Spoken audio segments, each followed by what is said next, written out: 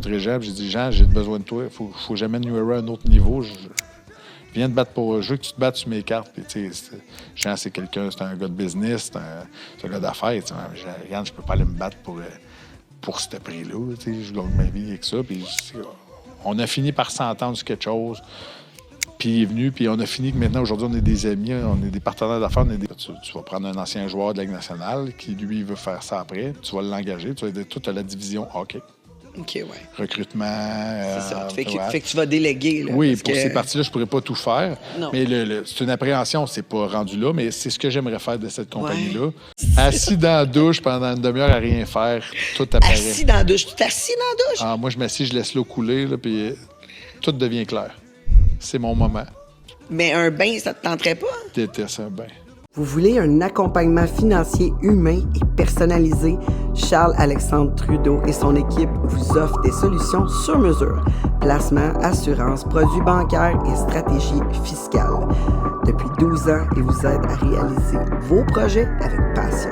Visitez le gfmomentum.ca ou appelez le 1-800-824-9652 pour une consultation gratuite.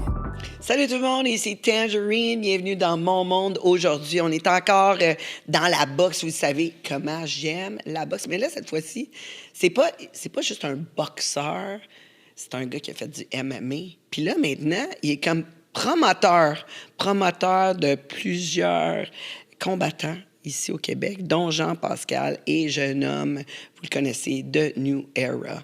Yann Pellerin. Comment ça va? Ça va bien, toi? Ça va bien? Hey, écoute, mais il n'est pas juste promoteur de boxe, il est entrepreneur aussi. On se connaît, ça fait longtemps. Ouais.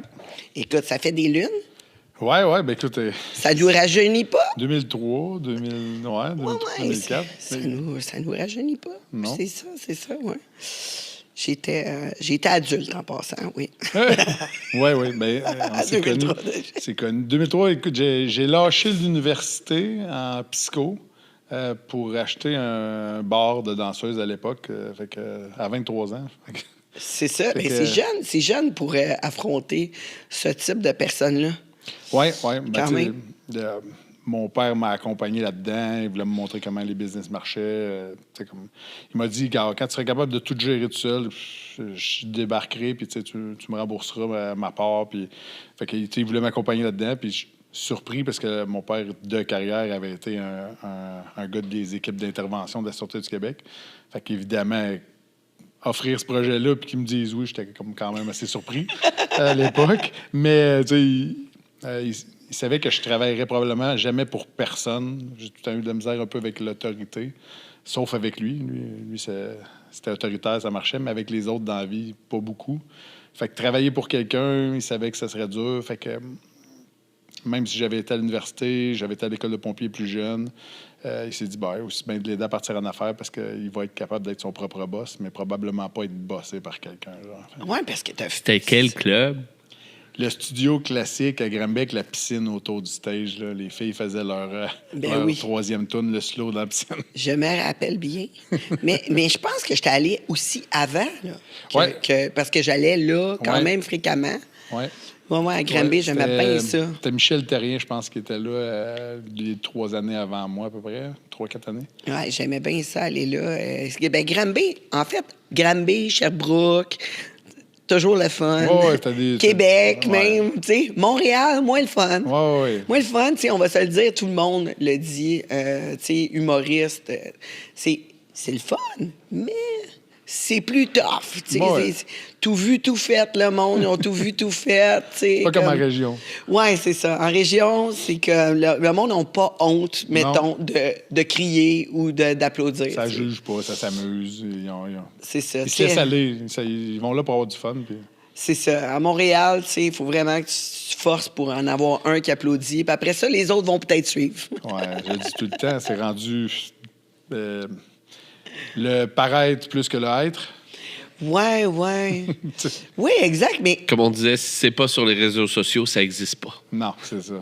En tout cas, d'après une jeune fille de 12 ans, c'est sûr, si c'est pas sur TikTok... Ça existe pas. Ça sert à rien, en tout cas. Non. Ça sert à rien. Mais en tout cas, je vois que New Era, ça va exactement avec ce qu'on a dit. C'est pas le paraître. Tu veux du monde qui sont là, Ouais. qui sont prêts à s'affronter, qui veulent être là pour le sport, pour l'amour du sport. Oui. Oui, mais écoute, la première des choses, c'est que moi, je suis arrivé en boxe. J'arrivais des arts martiaux mixtes depuis 2001. Je suis arrivé en boxe, puis je voulais en 2018. Ouais. Fait que 2017, le dernier camp d'entraînement d'arts martiaux mixtes, mes genoux, mon dos, c'était difficile. Fait que je me suis dit, je pourrais virer en boxe. Puis, tu sais, comme c'est moins compliqué, il n'y a pas de lutte olympique, mes articulations ont un break.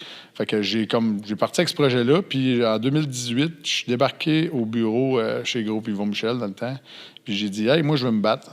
Il dit, Yann, tu peux pas faire ça. Tu n'as jamais fait de boxe amateur. Ouais, mais j'ai 30 combats de pro en arts martiaux mixtes. Puis, il dit, ouais, mais il faut que tu fasses tes classes. Fait que, parle, genre. Je disais, je vais faire une affaire avec toi. Moi, je suis peut-être pas un boxeur qui arrive des classes amateurs, mais j'ai été élevé dans les arts martiaux mixtes où la culture, c'est que si tu veux te battre, il faut que tu vendes des billets. Fait que je dis, moi, là, tu vas me donner 25 000 de billets, puis il dit, dans une semaine, je te ramène l'argent. Si je les ai tous vendus, je me bosse ta carte. Puis il me dit, ouais, je pourrais, mais tu sais, il dit, c'est difficile parce que j'ai même pas de place pour le monde qui sort de l'équipe olympique. C'est difficile d'avoir des. Ben, je dis, moi, donne-moi ça. Je te ramène 25 000. Une semaine plus tard, j'ai ramené 25 000 de billets, fait que je me battais sa carte au casino. Ben, Money Talk. En tant que promoteur, c'est la même chose. Tu vas avoir des boxeurs qui vont être. Des boxeurs qui ont tourné pro pour vivre leur rêve, se battre pro, n'en gagner, n'en perdre. Ils savent que jamais ils vont se rendre dans l'élite mondiale. Mais c'est la même chose qu'un joueur qui a joué junior majeur, qui n'a pas été repêché ou qui a été repêché dans la Ligue nationale. Puis, ben, il n'a pas fait la Ligue nationale, fait qu'il s'en va dans l'East Coast, puis il revient une couple d'années après, puis il vient jouer dans la Ligue nord-américaine ici. Mais le gars, il est pro, il continue à gagner sa vie, il continue à jouer au hockey à toutes les fins de semaine, il fait ce qu'il aime. C'est un peu ce que je veux tourner dans la boxe ici, c'est que les gars, quand ils tournent pro, c'est pas parce que tu as perdu ton zéro si t'affiches, parce que tu as perdu un combat, 2 combats, que tu es fini. Ça, c'est une vieille mentalité. Tu n'es pas fini. Tu es aussi bon que le dernier spectacle que tu as donné pour moi. Puis, ben, à toutes les fois que tu vas donner un spectacle, je vais te redonner ta chance. Mais tu perds de l'argent dans ce temps-là. Tu ne vaux plus autant monétairement. Au Parce niveau... que tu as eu... Non, pas. Ça compte au niveau international, genre. OK. T'sais. Au niveau canadien ou local, tu vas faire une paye en fonction du spectacle que tu donnes. Bien, on a reçu Francis Lafrenière il n'y a pas longtemps. Puis il nous disait que lui, il trouvait ça une bonne idée qu'il devrait justement copier un peu la MMA pour ça, que le meilleur combat de la soirée devrait avoir un bonus. Oui. La régie au Québec ils ont un petit peu de misère avec ça. T'sais, c'est comme si tu poussais les autres sont là pour la protection des athlètes, là, à la base. OK, oui. Fait que ils n'aiment pas tant ça, les bonus, parce que si tu dis, bon, ben, dans le cadre de la soirée, moi, je suis prêt à donner un bonus de X. Souvent, les athlètes vont comme pousser pour avoir des combattants moins forts pour aller chercher un KO, pour aller chercher le bonus. Puis, ben, ça s'inscrit dans... Pas que c'est des combats arrangés, mais ton promoteur à qui t'es signé, il te fait venir des gars ordinaires pour que c'est toi qui gagne le KO de la soirée, versus l'autre que lui, il amène un combattant redoutable, que ça fait une guerre. Fait que là, il faudrait que tu ailles donner des bonus pour le combat de la soirée, bonus pour le KO de la soirée. Puis, bon, la régie ici, il trippe pas. Il te laisse faire, mais c'est pas une chose qu'il aime beaucoup, là. Moi, j'ai une suggestion. Ouais. Le meilleur sourire de la soirée. Écoute, ça pourrait être... Si tu as suivi ma carrière en MMA et en boxe, je pense que j'aurais gagné ça à tous les soirs parce que je te mets au défi de trouver un combat où je souris pas quand je me fais frapper ou quand que je suis en train d'avoir du fun. Mais c'était-tu pour comme mêler ton adversaire? Vu que tu souris comme ça, après qu'il t'aille frappé, c'est comme si t'avais pas fait mal, là? Non, je l'ai expliqué souvent. Dans le fond, ça aurait pu être comme vu comme de l'arrogance, quand que je me battais, puis ça, puis les juges, j'aimais pas ça. Mais à toutes les fois, je le dis, moi, j'ai du gros fun. Sinon, j'aurais arrêté de me battre. Je l'ai jamais fait pour être champion du monde, là, rendu en boxe. Je le faisais parce que j'aimais ça. J'allais au gym à tous les jours. Puis j'ai le même sourire en sparring dans le gym quand il n'y a pas un chat que quand on est en avant de 10 000 personnes à la Place Belle. Fait que le sourire, ceux qui me connaissent, ils savent, le sourire, il est tout le temps là. C'est juste que là, quand tu as 10 000 personnes, ils font, il est fou, lui, il sourit pendant qu'il se bat. Mais moi, j'ai du fun. Moi, si tu m'as atteint, là, j'ai du fun. Là, c'est là que le fun est. C'est comme, OK, on a un combat. Là, on va avoir du fun. C'est pas un sourire arrogant. Puis je parle à mes adversaires. Francine Tétu qui va affronter Francis Lafrenière.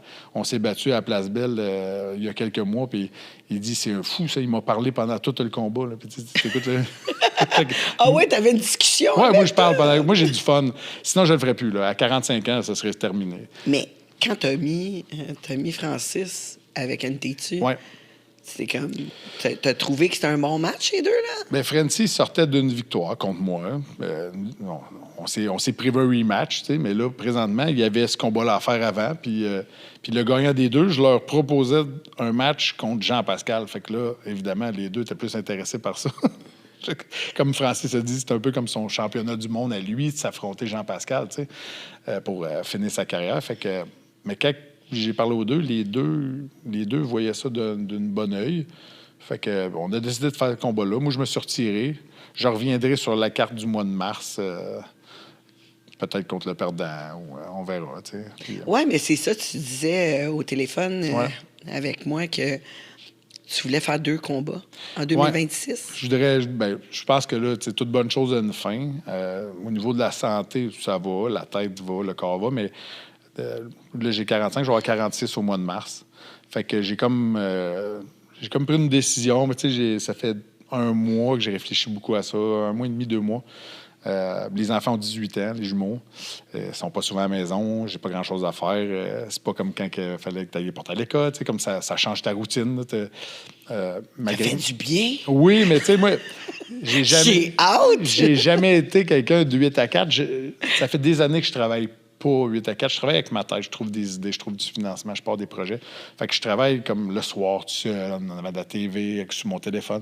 Fait que j'ai tout eu le temps pour les enfants, puis ça, mais c'était comme... J'avais le temps pour eux autres, puis pour ma blonde, mes parents. Puis, tu sais, j'ai tout eu le temps de faire ce que je voulais. Là, j'ai bien trop de temps, parce qu'en plus, le seul temps que j'avais à me céduler, c'était m'occuper des enfants, puis d'être là. Puis là, ma blonde est partie à l'université en droit, est rentrée à l'université sur l'équipe des Carabins en athlétisme. Je suis pas fier d'elle, mais tu sais, on est à une étape de notre vie présentement que là, on se voit pas. Fait que, fait qu'il te reste beaucoup de temps. Il me reste beaucoup de temps. Puis le porn, c'est pas la... Non, c'est pas assez. C'est pas la façon de faire. Évidemment, tu sais, pas la crise de la quarantaine, mais ça fait que j'ai des comportements différents que j'ai. Fait que ça a dérangé le monde autour, mais tu sais, c'était bien à moi. Là, c'est moi qui s'est remis en question. Fait que, tu sais, comme là, en séparation avec ma blonde, mes enfants sont pas là, qu'est-ce que je fais? Fait que là, faut que je me trouve des projets. Fait que, tu sais, je me suis dit, bon, regarde, en attendant de trouver de quoi, je vais me céduler une année 2026 pour finir ou de bouquer la boucle. Je vais faire 2 combats, peut-être 3, 2. Finir ça. Puis, dans cette année-là, je vais avoir le temps de penser à un prochain projet qui va me satisfaire puis qui va m'empêcher de tomber dans une vraie crise de quarantaine. Ouais. C'est quoi qui pourrait arriver, une vraie crise de quarantaine, d'après toi, qui pourrait être vraiment pas bon? Ah, écoute, c'est quoi? Je dis tout le temps, j'ai vécu l'équivalent de 4 vies, là, du monde normal. Là. J'ai fait le tour du monde, j'étais partout. Mais il resterait quoi? Ben, c'est ça, avec un gars qui a fait plein de choses comme toi. Là. À recommencer. En tout cas, il faudrait une décapotable. Ouais, ça, là. Puis, je te conseille pas les clubs de danseuses. Ça marche moins bien que ça marchait, je pense. J'ai essayé de retourner faire des tours une fois de temps en temps avec des amis, puis j'avais vraiment pas de fun comme dans le temps. Fait que, non, c'est pas pareil. Hein? Non, c'est plus pareil du tout. Moi j'étais jeune, mais moi, je viens des années où les clubs étaient sans contact. Des danses aux tables. Et puis à cette époque-là, tu allais prendre un verre avec des chums, tu sais, puis c'était vrai. Tu vas prendre un verre avec des chums, puis bon, il y a des filles partout, puis tu peux jaser, la musique n'était pas trop forte. C'était comme un deuxième salon, puis...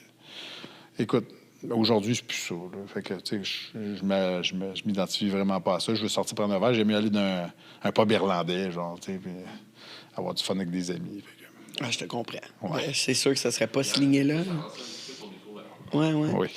Mais, tu sais, l'idée de boxeur promoteur, c'est quoi qui s'est passé?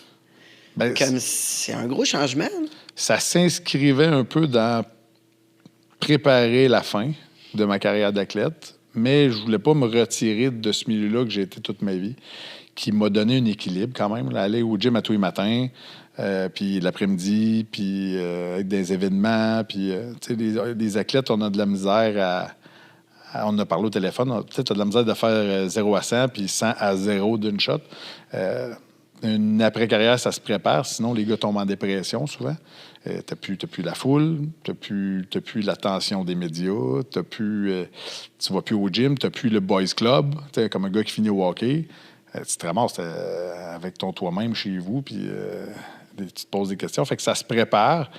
Moi, je voulais la préparer comme ça. Je me disais, OK, je deviens promoteur, je reste dans le milieu, je vais continuer à me battre un peu, je vais finir, je garde un lien proche des athlètes.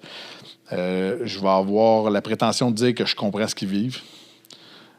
Je suis promoteur, mais je comprends ce que tu vis, fait que plus que d'autres promoteurs qui ne l'ont pas fait, puis on va en parler, puis tu sais, je pourrais pas dire... Tu pourras pas me dire, ouais, mais tu sais pas de quoi je vis, ou tu sais pas de qu'est-ce que je parle.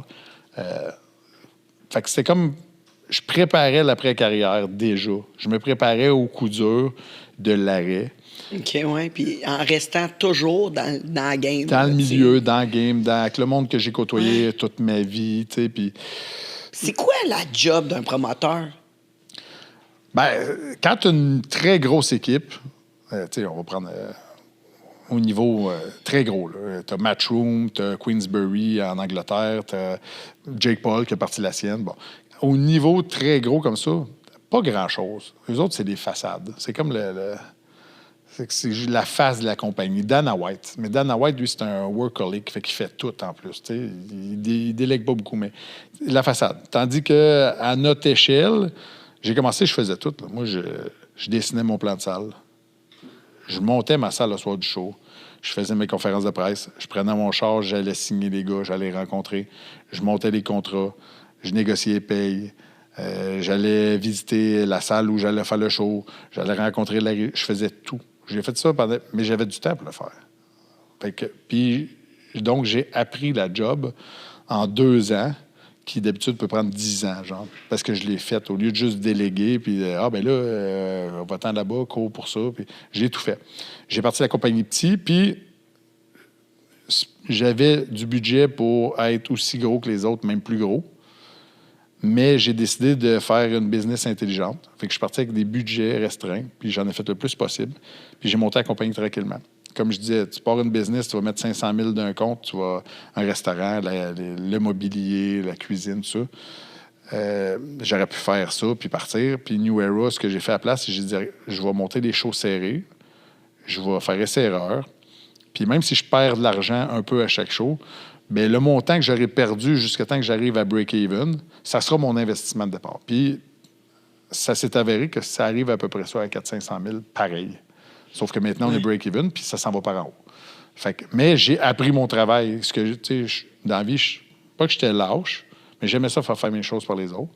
Puis pour cette fois-ci, je préparais mon après-carrière.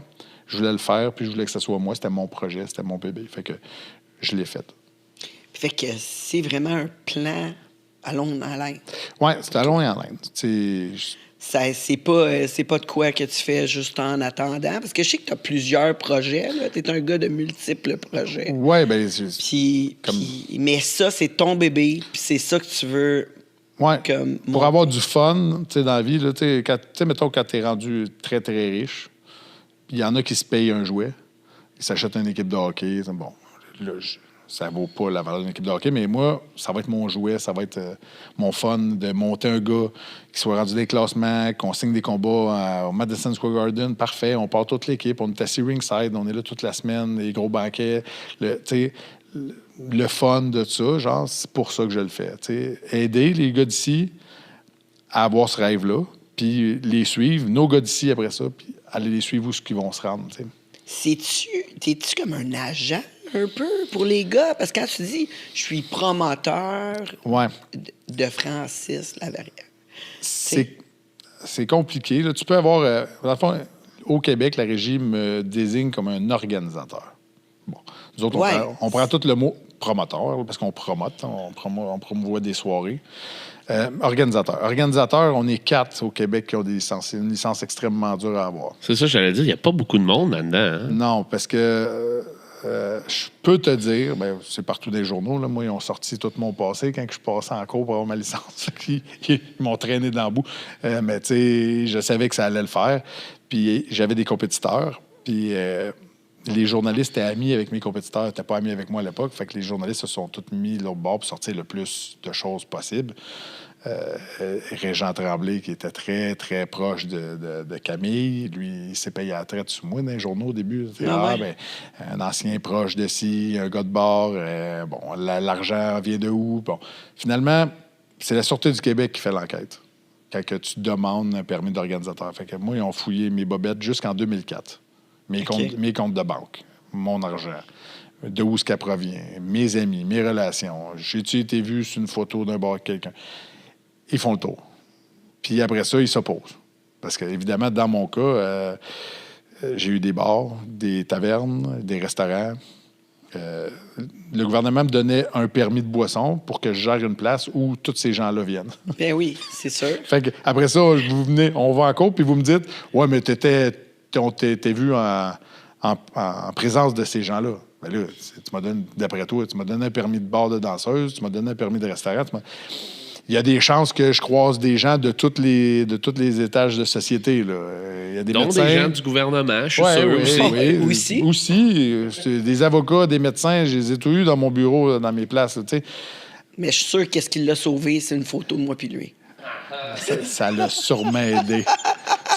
Parce qu'après moi, il y avait quelqu'un, genre, dans la régie qui avait une photo avec toi aussi, puis il avait peur que j'y mette les deux. C'est ça. mais ouais, fait que c'est difficile d'avoir comme permis. Je l'ai eu après des mois d'enquête. Puis j'ai commencé à pouvoir monter les shows. Fait qu'organisateur. Après ça, promoteur, tu peux être organisateur puis t'associer avec un promoteur qui, lui, va pousser. Comme au début, moi, j'étais organisateur, j'étais allé rencontrer Jean-Paul Mourandiane, qui, lui, était promoteur de tout le Festival du Grand Prix de Montréal depuis des années, Scrissen. Il s'est associé, il a dit « OK, on va travailler ensemble ». Après ça, il m'a fait rencontrer Philippe. Philippe, qui, comme... C'est un relationniste, mais promoteur en même temps. Il t'amène partout, il te fait rencontrer. Fait qu'eux autres, en les amenant avec moi dans la compagnie, ça fait que c'est comme la partie promotion, mais on la fait tout ensemble. Puis maintenant, c'est plus comme toute une équipe que des postes. OK, mais quand tu dis que tu es promoteur, mettons, de Francis Lafrenière, c'est quoi tu fais? Tu n'es pas son agent? Tu fais juste comme... C'est ça, tu as plusieurs étages. Je pourrais être son promoteur sur contrat, comme je le suis pour plusieurs. Après ça, ils ont le droit d'avoir un agent entre nous deux. OK. Parce que l'athlète peut prendre un agent qui va négocier ses contrats avec son promoteur. Ça vient tout le temps très compliqué quand ça, parce que c'est difficile. Moi, j'aime ça de travailler directement avec l'athlète. Et puis, si dans les premières rencontres, il me dit que je pourrais pas faire les deux chapeaux, je ne m'entends pas avec lui. OK, fait que t'es comme un peu l'agent de la majorité de tes athlètes. Aussi. S'ils ont un agent, ça risque de... Ça risque d'être passé serré, c'est ça, parce que ça crée des conflits tout le temps, autant que les familles. Là. À un moment donné, quand tu as un athlète qui réussit, les familles qui ne s'impliquaient pas veulent s'impliquer, puis ça cause beaucoup de dommages aux relations, parce que souvent, c'est tous des dossiers qu'ils ne connaissent pas, mais... ils veulent s'en mêler là, tout à coup. Fait que le père, souvent, son fils. Fait que, en tout cas, fait que j'essaie d'avoir le moins de personnes entre moi et l'athlète. Puis au début, j'en avais, que je laissais des agents. Et puis ça a causé beaucoup de problèmes. Fait que maintenant, j'essaie de mettre les deux chapeaux. Ce qui est le plus difficile, c'est d'avoir la confiance. Et puis, mais ça vient avec le temps. Fait que organisateur, promoteur. Puis moi, j'ai une question. Quand tu dis l'athlète, est-ce que ça sous-entend que c'est quelqu'un qui est amateur que tu vas faire tourner pro ou ça peut être quelqu'un de pro que tu récupères ailleurs? Bien, présentement, New Era Sports and Entertainment, on l'a comme tourné de même parce que le but de ça, c'est qu'on va faire des événements, pas juste de boxe, on va faire des événements de plein de choses. Et puis Sports and Entertainment parce que j'ai la prétention de penser que je vais pouvoir avoir une division qui va signer des athlètes de tout sport dans cette compagnie-là. Exemple, un jeune qui veut s'en aller en plongeon aux Jeux olympiques, lui, trouver des commanditaires, gérer sa carrière. Des jeunes qui sont juniors majeurs qui vont être repêchés à la Ligue nationale. peut-être que cette compagnie-là ne sera pas juste au niveau boxe un jour, mais elle va faire les deux. Donc, on l'a parti comme ça. Évidemment, on le fait avec les boxeurs. Mais tu ne voulais pas le faire aussi avec le MMA? Oui, 2026. 2026, on va avoir une association. Je ne peux pas dévoiler les noms encore, là, avec une grosse organisation canadienne. Et puis, on va produire avec eux 4 événements d'arts martiaux mixtes ici au Québec, en plus de tous les événements de boxe. Fait que le New Era va vraiment se promener sur les 2 sports. Donc, ça va élargir, évidemment, la partie promotion, signer des athlètes en arts martiaux mixtes aussi. Mais j'ai l'appréhension de le faire dans tous les sports éventuellement. T'sais.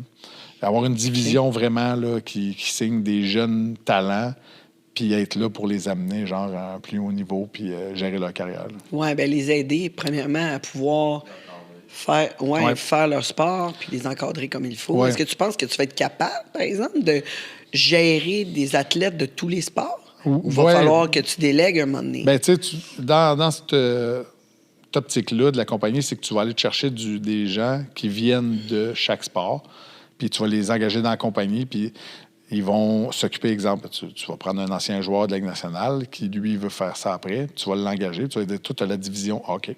OK, oui. Recrutement. C'est ça. Fait que tu vas déléguer. Là, oui, pour ces parties-là, je ne pourrais pas tout faire. Non. Mais c'est une appréhension, c'est pas rendu là, mais c'est ce que j'aimerais faire de cette compagnie-là. Bien, c'est une bonne idée. Puis moi, la partie que j'aimerais faire, c'est comme chapeauter tout ça, mais il y a une chose qui est importante dans le sport pour les jeunes. On a vu, mettons, les Despatie à l'époque, à 15-16 ans, gagnaient quelques millions par année avec McDonald's en commanditaire. Puis il n'y avait pas après à gérer de l'argent. Il y avait pas... Fait que c'est une partie que j'aimerais développer dans la compagnie aussi. Accompagner le jeune dans son sport, mais l'accompagner aussi dans son investissement, dans ses placements.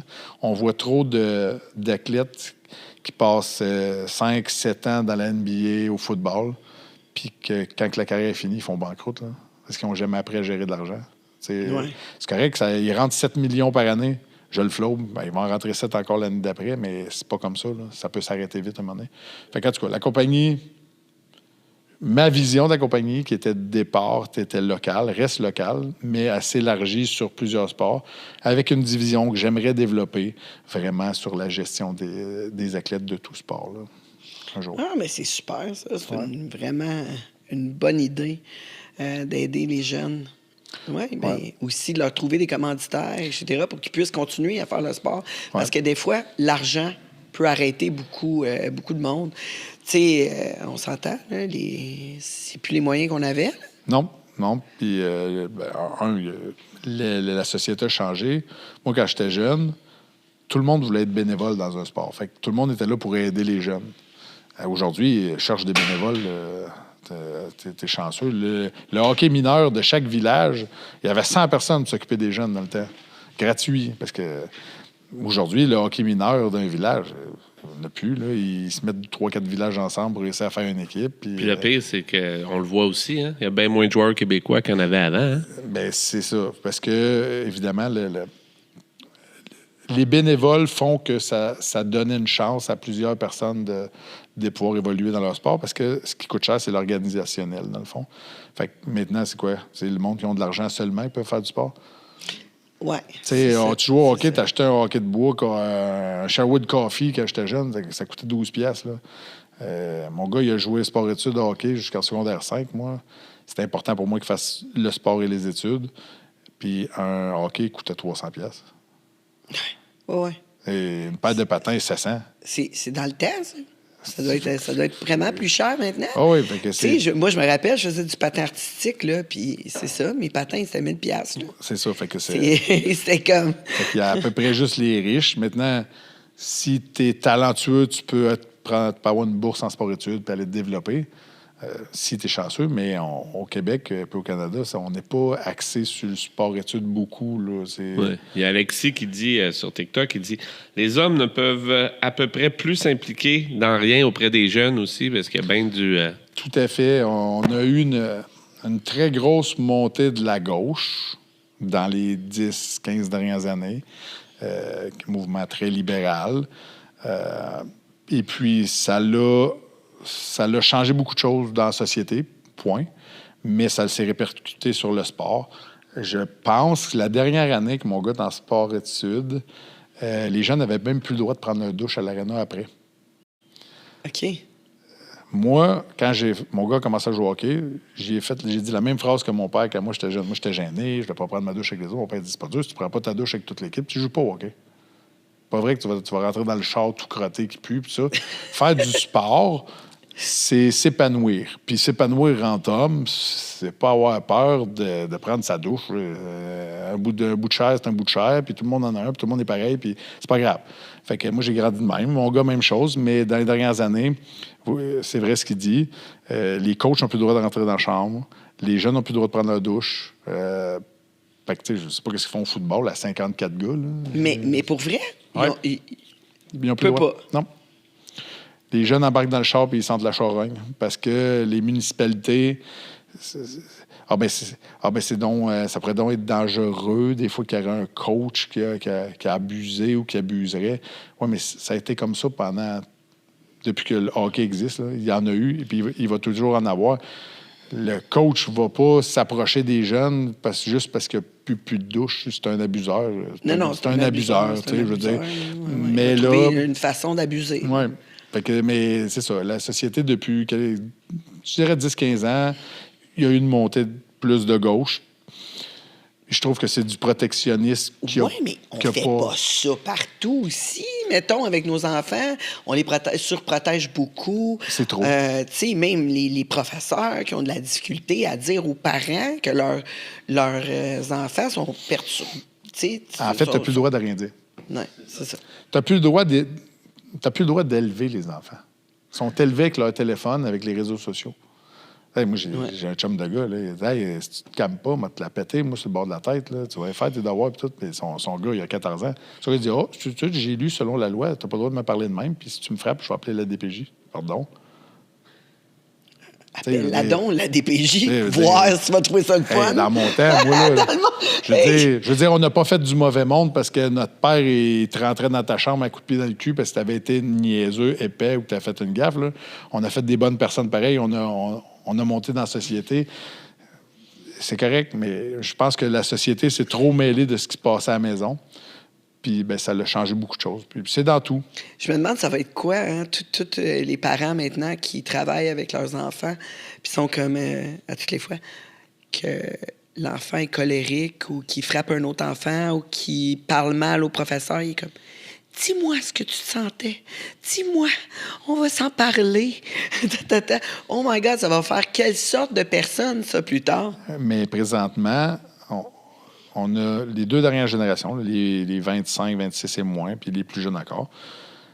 On n'a jamais vu autant de jeunes adultes anxieux comme ça, à ne pas être capable de fonctionner. On les médicamente pour être capable d'aller à l'école. Le problème, c'est qu'ils ne sont plus capables de se concentrer, ils sont plus capables, puis on leur pousse des idées dans la société que si ils sont pas comme ça, ils sont pas corrects, ils seront pas parfaits, ils sont pas comme les autres. Moi, je capote. Hier, exemple, tranche de vie, ma fille est dans l'auto, je vais la chercher, elle filait pas, puis elle me dit, en tout cas, aujourd'hui, je file pas, puis en plus, il y a eu une bataille dans ma chambre, dans ma classe. Bon, ouais. Petit gars qui a pogné un gosse à l'autre petit gars, puis là, l'autre s'est fâché, fait que là, il s'est mis à le frapper. Mais là, l'autre s'est mal frappé, mais là, tu peux pas frapper si quelqu'un t'a frappé. Comme sinon, tu es dans le trouble. Ouais. Autant que celui-là qui a commencé à se frapper. Fait qu'il faut que tu frappes pas si tu te fais frapper. C'est ça. J'ai dit à Clémentine, si tu te fais frapper, frappe, s'il te plaît. Laisse-toi pas abattre. J'ai dit la même chose à ma fille. J'ai dit, hey, wow, là, c'est quelqu'un qui t'en swing une, tu te défends. Ouais, défends-toi, s'il te plaît. Elle dit, ouais, mais je vais être dans le trouble. Elle a peur de ça. Je veux pas être dans le trouble à l'école. J'ai dit comme, écoute, je vais régler ça, moi, avec l'école, là. Tu sais, je vais régler ça, là. Mais on veut une société de victimes puis de personnes qui vont écouter, puis, tu sais, mais ça change, là. L'IA arrive, il y a un paquet de jobs qui vont se transformer, tu sais, des avocats, des ingénieurs, les robots vont faire plein de choses, tu sais. Ce qui va rester, c'est les gens travail manuel. Mais ça, c'est des gens débrouillards, puis c'est des gens qui sont capables de prendre des décisions. Mais la société, présentement, elle pousse nos jeunes à ne pas prendre des décisions. Puis moins qu'ils en prennent, moins qu'ils ont le goût de faire des choses, moins qu'ils ont le goût... Moi, je suis un gars de projet. Puis j'aimerais ça influencer beaucoup de jeunes à avoir des projets dans la vie. J'écoutais, justement, j'étais sur Instagram l'autre jour, puis j'écoutais M. Grave, qui est un homme d'affaires européen. Puis il expliquait, il disait, l'école, ça va te donner un travail qui va te donner un filet de sécurité, qui va te permettre d'avoir une petite vie tranquille. Ben oui. Comme la société veut que tu ailles. Ben, travailleur. Oui. Qui paye ses impôts, qui suit le... Tu vas faire une paye à toutes les semaines. J'ai dit. Puis il expliquait, c'est pas compliqué. La seule façon d'être riche dans la vie, c'est pas d'aller à l'école. C'est de devenir entrepreneur. Mm. Si tu vas à l'école, tu as un bon métier, tu vas avoir une belle vie, mais tu ne seras pas riche. Si tu deviens entrepreneur, oui, tu prends des risques. Oui, tu vas te casser la gueule. Oui, tu sais, on en a eu plein de business. Tu en as eu plein. Tu en as que tu t'es cassé la gueule, tu t'es relevé. Même chose pour moi. T'sais, moi, je me suis lancé à 30 ans. J'ai dit, moi, je veux un restaurant. Moi, je deviens restaurateur. Oui! Bonne chance à toi. Moins un demi-million à un an. Bye-bye. Non, un restaurant... je suis pas restaurateur. Fait que je me suis dit... J'aime bien ça. Non plus. Au moins, j'ai compris avant de commencer. Mais tu sais, c'est un projet, je voulais le faire, je voulais l'essayer. Si j'aurais eu ma scolarité comme comptable ou peu importe, puis j'aurais été comptable, mais j'aurais pas essayé ça parce que j'aurais pas eu le guts. Là, j'ai eu le guts. Des fois, ça marche, des fois, ça marche pas. Bref. Hey, c'est-tu de la merde d'un restaurant en plus? Faut tout le temps que tu sois là. Hey, t'as de la bouffe, là. Ça vient pas bon, là. Faut vraiment... Perte, vol. Mes parents, ils en ont eu un quand j'étais ado, là. Ça m'a dompté. Ah non, puis moi, j'ai ouvert un steakhouse de luxe, là. Ça n'avait pas rapport, là. J'étais un steakhouse de luxe. J'ai ouvert ça en 2010 à Granby. Ça s'appelait La Gueule de Bois. J'avais parti steakhouse, puis j'étais 15 ans trop de bonheur. Moi, ça devenait un super club. Moi, à 11 heures, j'enlevais toutes les tables et chaises. Ça devenait un club très luxueux, très classe. Toute la ville se ramassait là, mais même en jogging, on s'en fout. C'était Granby, mais le concept était bien trop rapide. Là. On n'était pas là. Des fois, t'as pas le bon timing. On n'était pas le timing. Puis, tu sais, mais c'est correct. Puis, même à ça, j'étais pas restaurateur. C'est ça. Mais je voulais ça. Puis aujourd'hui... avec l'argent que j'ai, puis ça, puis je m'installerais à quelque part, puis je m'en achèterais un, mais je m'achèterais des parts quelque part pour avoir le plaisir que je me foute qu'ils fassent de l'argent ou pas, mais d'aller chez nous, pouvoir ouvrir une bonne bouteille de vin avec des amis, manger chez nous, payer la traite, puis... Mais tu sais, jamais je rouvrirais un restaurant pour essayer de gagner ma vie, c'est impossible. Puis je respecte tellement tous les restaurateurs qui se tuent à essayer, puis à nous garder des places vraiment le fun à aller, parce que j'ai extrêmement grand respect envers eux autres. C'est de la job, là! Incroyable. Wow. À toutes les fois que je reçois un restaurateur et qu'il me raconte ça, il travaille tout le temps, ce monde-là. Là. Ça travaille tout le temps. Là. Quand ça finit par pogner, t'as tes employés qui essayent de te voler. Oui, puis souvent, quand tu arrives à maturité dans ta business, c'est un peu comme les clubs à l'époque. Mettons, tu as fini de payer ta dette, tu arrives à maturité, le club a 5 ans. Mais si tu veux que ça marche encore, si c'est rendu là, il faut que tu le rénoves. C'est ça. Oui, c'est ça. Fait que là, t'en fais pas d'argent parce qu'il faut t'en remettre des rénovations pour permettre une deuxième swing, une deuxième vie à ton club ou à ton resto. Ouais. C'est ça que ma mère a dit. Elle dit, le problème avec un resto, c'est que tu peux jamais t'asseoir sur tes lauriers. Faut toujours que tu penses à l'année prochaine, à l'année d'après. Ça arrête pas. Puis moi, je suis un gars qui aime ça. Je visualise un projet, puis tu sais... Puis je suis de même dans tout. La femme que j'ai eue dans les 5 dernières années, j'ai croisé la première fois, c'était en 2018. Puis, comme ça a pris 2 ans, là, je visualisais, puis j'allais la voir, je parlais, puis à l'époque, elle était en couple. Puis en 2020, c'est 2 ans plus tard, puis on était ensemble pendant 5 ans. Là, bon, il y a plusieurs circonstances, fait que la vie avance, on a une différence d'âge. Évidemment, elle a l'école à faire, les projets. Mais je suis quelqu'un qui visualise. Je suis arrivé à Granby en 2003.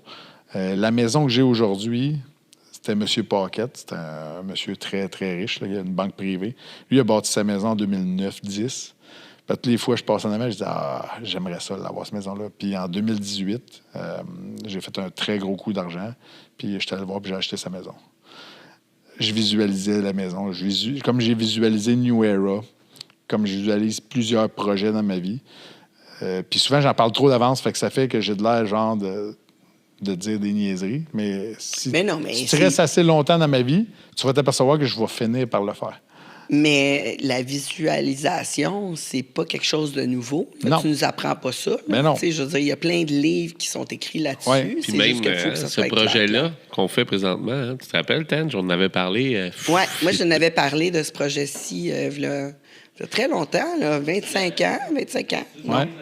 Non, c'est avant que je sois avec Pierre. Ah ouais, c'est vrai. C'est vrai, j'ai écrit ce projet-là, juste après qu'on ait travaillé sur Porn Star Academy. Fait que, Je me souviens de ça, c'est vrai. Oui, mais j'avais animé Porn Star Academy avec Fred. Fred, c'était le réalisateur. Ben oui, tu avais amené à mon club la finaliste en 3 jours de show. C'était quoi son nom, celle qui avait gagné la finale? Vanessa Gold. Vanessa Gold, oui. Exact. Elle était venue faire tu l'avais amené faire 3 jours, 3 jours de feature, dans le fond. Là. Je me souviens. C'est ça, Vanessa. C'est ça, mais tu sais, on avait écrit ce projet-là. J'avais écrit ce projet-là, puis je savais aucunement comment le faire. Puis là, tout d'un coup, c'est venu clair dans ma tête. Mais là, tu sais, c'est sûr que faut que je visualise pas mal plus, je pense. Oui, ben, t'as eu plus Non, large. mais ça t'arrive-tu? Tu sais, là, tu me parles de New Era, Oui. puis tout ce que tu veux faire, puis là, ça grossit. Tu sais, Oui. à chaque gala que tu as fait, ça l'a augmenté. Ça l'a augmenté, mais je l'ai fait en augmentant parce qu'on a grossi les galas tout le temps. Mais progressivement. Je me suis rendu compte que ce qui est intéressant pour une compagnie comme ça, de boxe, de promotion, d'arts martiaux mix, c'est d'avoir une maison. De trouver une salle où tu vas faire 4 shows, même grandeur, égale, tout pareil, mais que tu vas pouvoir faire évoluer tes nouveaux boxeurs là, pendant l'année. Puis que tu vas faire 2 à 3 shows un peu éparpillés, mais plus gros, où là, tu vas ramener tout le monde. Et puis, les 2 autres promoteurs, eux autres, s'étaient enfermés au casino avec des belles commandites de mise au jeu au Québec. Tout ça. Puis, il y a juste 500 personnes, mais avec l'argent qu'ils te donnent, c'est correct. Tu fais de l'argent en masse. Il y en a un qui n'est plus là, mais tu as encore Camille Stéphane avec The Tiger, qui est extrêmement riche. La compagnie est extrêmement riche. Il serait capable de faire des shows au Centre Bell à toutes les shows s'il voudrait.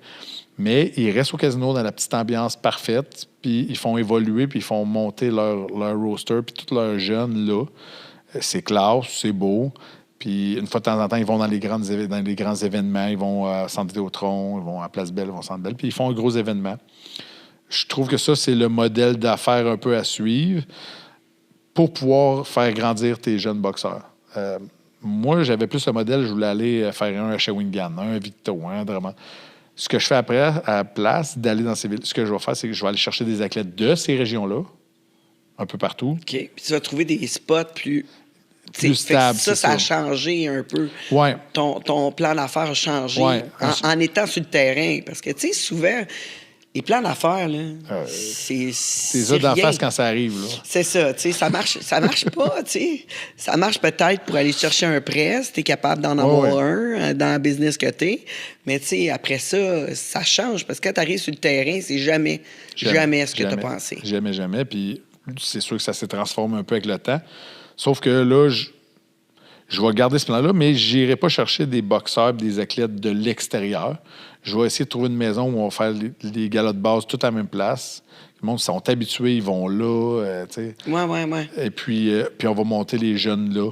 Mais des jeunes des régions ici, des jeunes du Québec, limite Ontario, le monde. Mais il y en a, des jeunes ici. Il y en a plein. Puis c'est pas qu'ils manquent de talent, là. C'est que personne ne leur donne leur chance. T'sais, comme j'ai dit tantôt, moi, je suis allé achaler un promoteur dans son bureau me battre. Et puis, il me disait qu'il n'y avait même pas de place, puis le monde sortait de l'équipe nationale. Bon, j'y ai prouvé, j'ai vendu des billets. Puis après ça, le show d'après, il trouvait ça le fun. J'avais vendu 25 000. Ah, tu veux-tu être la carte encore? Ouais, parfait, viens chercher tes billets. Puis j'ai collé 8 combos au casino de même. Tous les gars-là, sans arrêt. À un moment donné, il en a fait 2 en 3 semaines. Je dis, non, je me bats. Je clique 2 en 3 semaines. Fait que, tu sais, puis ça m'a amené à me battre au Centre Vidéotron en 2019, 20, en tout cas, juste avant la pandémie. C'était la finale, c'était Marie-Ève Dicker en championnat du monde. Là, il y a eu la pandémie. Je me suis débrouillé. Je me suis trouvé des combats aux États-Unis pendant la pandémie. Et puis, je suis revenu en 2021 sur la carte d'Arthur Beterbiev au Centre Bell. Arthur, en championnat du monde, il était champion du monde. Il l'avait défendu. Puis moi, je me suis battu pour la WBO, ceinture de la WBO nord-américaine, qui me classait dans le top 15 mondial. Pour un gars qui avait juste 12 combats, c'était quand même un exploit. Surtout que j'avais tourné en boxe à 38 ans, puis que j'en avais 41 quand je l'ai fait. Quand même. Fait que le monde va me dire que c'est impossible. C'est pas vrai, là. C'est parce qu'il n'y a personne qui leur donne une chance. Tu as des jeunes d'un petit gymnase de boxe, de campagne partout, qui ont autant de talent que les boxeurs qui vont à Montréal, dans le gros centre-ville, puis tout ça. Il faut juste que tu leur donnes leur chance, puis que tu les accompagnes là-dedans. Là. C'est sûr, c'est pas payant la boxe au début. Là. C'est des salaires de crève-faim. Là. Les gars, il faut qu'ils continuent à travailler, c'est normal. Puis c'est comme ça. Là, c'est pas comme dans tout. Oui. Tu sais, je veux dire, il n'y a rien que. C'est pas parce que quelqu'un dit viens faire un combat que tu vas être riche. Là. Ça ne marchera pas de même. Mais il faut leur donner leur chance. Puis ça, c'était ma vision. Elle n'a pas changé. La seule ce qui a changé, c'est le business plan, comme tu dis, que, bon, les salles, tu sais, à la Drummond, ça créait des coûts plus élevés. Puis au bout de la ligne, je mettais quand même les mêmes boxeurs sur mes cartes. Oui, ça faisait que les amateurs de chaque ville avaient un gala, mais on le fera quand ça aura pris encore un peu plus d'ampleur. On s'étendra, puis on en fera plus dans l'année. Mais là, présentement, c'est de trouver vraiment une place où monter les jeunes. Oui, bien là, tu augmentes déjà. Oui. Tes combats. Là. On l'augmente. Tu vas l'augmenter pas mal en faisant ça. C'est sûr. Puis au dernier, là. Ça va être plus facile, tu sais, en faisant 4 à la même place. Mais... C'est sûr. Puis tu crées un engouement. Les gars là, oui, New Era. Puis ils savent où c'est. On s'en va là. Puis c'est un samedi soir, go. Puis on a upgradé. Moi, je connaissais Jean-Pascal depuis longtemps. Je m'étais battu sur 2 de ses cartes. Puis quand je t'allais rencontrer Jean, j'ai dit, Jean, j'ai besoin de toi. Il faut que j'amène New Era à un autre niveau. Je veux que tu te battes sur mes cartes. Puis, tu sais, Jean, c'est un gars de business, c'est un gars d'affaires. Regarde, je peux pas aller me battre pour ce prix-là. Tu sais, je gagne ma vie avec ça. Puis, on a fini par s'entendre sur quelque chose. Puis, il est venu. Puis, on a fini que maintenant, aujourd'hui, on est des amis. On est des partenaires d'affaires, on est des amis. Puis, il a aidé la compagnie à grossir. Là. On a passé des plus petits shows à des moyens shows. Un show à Laval, au House of Pain, à 2800 personnes. Après ça, on est allé au Mexique. On est allé rencontrer la WBC. On a ramené les gens au championnat du monde à la Place Belle, à Laval, il n'y a pas longtemps. Ça, c'était encore plus gros. C'était un championnat du monde. Là, on redescend un petit peu, mais c'est normal parce que je me suis rendu compte que tu ne peux pas juste faire des grosses affaires. Il faut que tu fasses une maison avec des shows égales, plus petits, pour monter ta compagnie. Puis, une fois de temps en temps, tu fais un gros coup. Oui, c'est ça. Mais moi, j'ai une question, puis je pense que tu vas être la meilleure pour nous répondre. Étant donné que tu connais les deux, je l'ai posé aussi à Francis. Tu penses-tu que le MMA est en train de devenir le sport de combat? Parce qu'il est en train de dépasser la boxe qui, avant, avait été comme toute la place, là? Bien, le problème, c'est que le MMA a toujours continué à évoluer, puis la boxe, elle a stagné. La boxe, elle a tout perdu, les contrats de télévision dans les 10, 12 dernières années. Mike Tyson gagnait 30-40 millions par combat à ses derniers combats parce que HBO était là. Fait que c'était plus ça n'existait pas, les 30-40 millions. Là, à cause que Turkish est revenu, l'arabe qui fait des cable box, là, il pitch des gros salaires. Sauf qu'il oblige les meilleurs à se battre l'un contre l'autre. Parce que lui, il a l'argent. Moi, je veux vous battre. Ah non, les gars ne voulaient pas à l'époque perdre leur fiche parfaite. Ça. Ben moi, je veux vous battre. Non. OK, 30 millions? 50 de bord. Là, OK, on va se battre. Tu sais, c'est le même. Sauf que lui est en train de changer de la culture, puis ça, c'est bon. Parce que là, la culture de ne pas perdre son zéro et d'évoluer tes 10 premiers combats contre 10 gars que tu sais que tu vas battre facilement, juste pour t'amener à 10-0. Ça donne aucun spectacle. Ça fait pas évoluer le boxeur, mais la vieille mentalité de la boxe, c'était ça. Il fallait que tu arrives à 20-0 pour avoir une chance après ça d'être appelé dans un gros combat. Mais des fois, les 20-0 que tu avais battus, c'était pas 20 gros combats. Là, parce que le monde n'acceptait pas nécessairement des défaites. Oui, des gens qui devaient affronter, qui étaient de même niveau. Là. Non, ça prenait le Quelqu'un zéro. qui était risqué. Là. C'était non. Il y a juste un Mayweather. T'sais. Oui, il est 50-0, mais je veux dire, il y a juste lui. Mais c'est ça. Le monde accepte. À MMA, ça a parti. Tu prends ce qu'on te donne, sinon, là, tu t'en vas chez vous. Oui. Fait que, tu sais, moi, un de mes meilleurs amis, c'est Patrick Côté, tu sais. Puis Pat, on s'est entraîné ensemble pendant des années. On s'est battus un contre l'autre en 2004. On a voyagé partout dans le monde en camp d'entraînement. Tu sais, Pat, c'est le gars qui a eu la plus longue longévité de carrière au UFC comme Canadien. Là. Puis il travaille encore pour le UFC comme commentateur à TV, mais c'est lui qui a eu la plus longue carrière, qui s'est battu pendant le plus long nombre d'années. Puis à la fin, même après toutes ces années-là, je pense qu'il gagnait juste 100 000 par combat. Il s'est battu en championnat du monde contre Tito Ortiz à son début de carrière. Il s'est battu en championnat du monde contre Anderson Silva, qui est probablement le meilleur de tous les temps, quasiment, dans ce poids-là. Il gagnait 100 000 $. Oui, il y avait des commanditaires et tout aussi, mais si C'était tu, pas son salaire. Là, si tu compares ça avec le show qu'il donnait, c'est ça. puis qu'il acceptait... Tu sais, un moment donné, j'étais avec au gym, téléphone sonne, OK, tu te bats dans 3 semaines, t'affrontes Kong Lee. Hein? Ben, c'est ça ou tu reviens pas? OK, on y va. Fait que le MMA a obligé le spectacle. Le premier combat d'MMA de la soirée là, est aussi bon et même meilleur des fois que la finale. Même s'ils sont payés en crève-faim. C'est ce que j'essaie d'amener en boxe. Le premier combat de la soirée, aussi bon que la finale. Le problème, c'est que les amateurs de boxe, encore une fois, une vieille culture, le gala commence à 7 heures, ben, il arrive pour les 2 derniers combats. La salle est vide toute la soirée quasiment, puis il arrive pour les demi-finales, finales. Pourquoi? Mais c'est parce que c'était inintéressant d'arriver à 7 heures, parce que les 8 premiers combats, tu le sais qu'ils vont perdre, les gars. Ils sont payés pour venir perdre contre tes gars. Ça, tu avais juste à checker. C'est lui qui avait la fiche gagnante, puis tu savais qu'il avait gagné. Tu pouvais cocher. Ouais. Moi, dans tous les galas que j'ai fait jusqu'à aujourd'hui, je défie le monde de cocher qui va gagner le combat avant de commencer la soirée. Mais pas chez New Era. Oui. Aussi? C'est ça que je fais. Dernier combat là, à Place Belle, là, les favoris qui ont perdu. Puis à Saint-Hyacinthe... OK. Fait que, finalement, tu dis, oui, cocher, parce que vous allez voir, c'est pas ce que vous pensiez avant. Non, essayez de voir. Dites-moi avant le combat qui va gagner. Tandis que tu vas sur les cartes de boxe habituelles, tu peux prendre la carte de boxe, faire lui. OK. Fait que toi, vraiment, tu essaies de changer ça. C'est typique de la UFC. La UFC, exact. Tu sais jamais. Exact. Puis, combien de fois j'ai vu des champions manger des méga volets, toi? Exact. Puis, mettons, on parle de commanditaires. Comment c'est dur d'avoir des commanditaires avant MMA à cause que c'était un peu barbare. Oui, puis il y avait beaucoup de violence. C'est ça. Maintenant, les commanditaires collent après les MMA. Pourquoi? Parce que le spectacle, les views, les jeunes du MMA ont compris les réseaux sociaux. TikTok, c'est Instagram, ça n'arrête pas. En boxe, les jeunes n'ont pas encore compris. Tu es obligé de te battre pour qu'ils s'ouvrent un Twitter. Un X maintenant, mais puis toute la boxe se passe là-dessus. Les journalistes de boxe mondiale. Fait que c'est une nouvelle culture. Puis là, j'essaie d'instaurer ça puis de leur expliquer comment que ça devrait marcher. Dana White passe à la Ligue de boxe. Ça va... Zuffa Boxing. Ça va venir donner un méchant coup de pied dans la vieille boxe traditionnelle. C'est lui qui a donné le combo qu'il y a eu Mbili, c'était Dana White, ça? Hein? Oui, c'était lui, mais lui, il était juste engagé comme promoteur pour celui-là. C'était pas sa ligue-là, c'est Zuffa Boxing. Ils vont partir, là.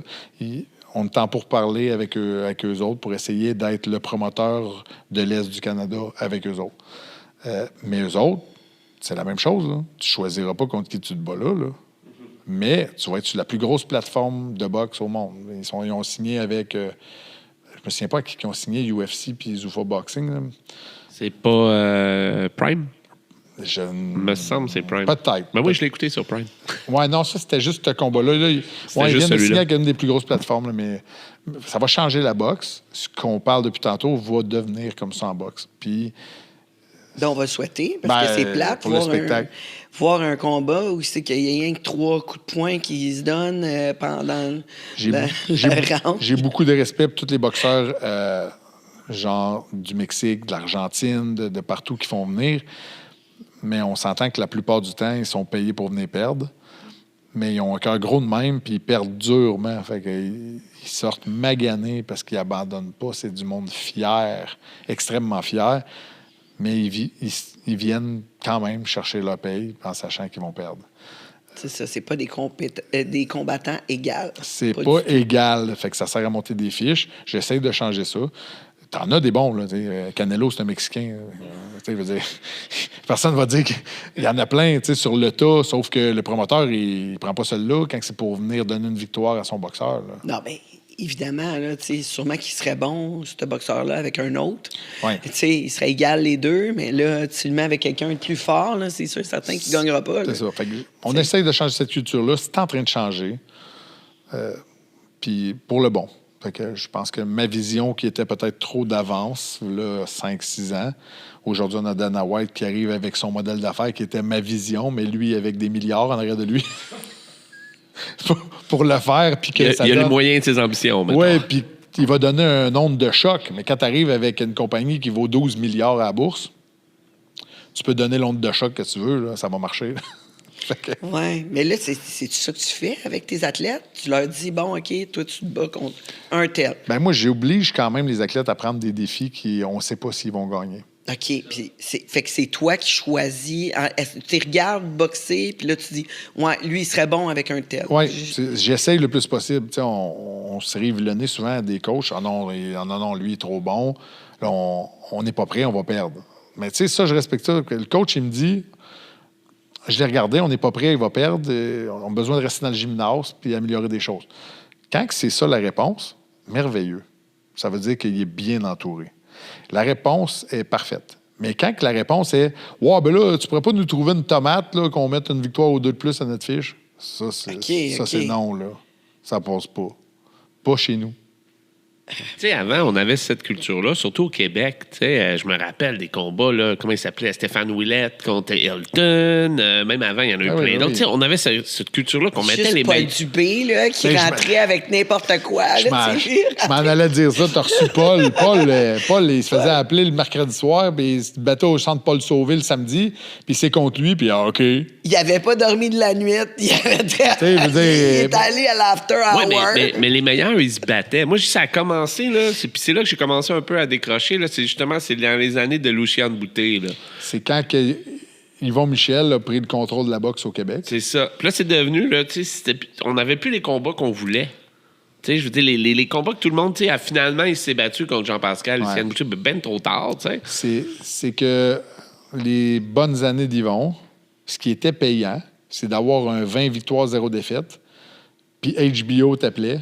Puis là, il voulait ton gars de 20-0 pour se battre en championnat du monde. Puis là, ben, tu allais faire une cote de 25-30 sur des bourses de 10-15 millions à tous les combats. Fait que c'est une culture qui s'est développée parce que la TV a apporté ça.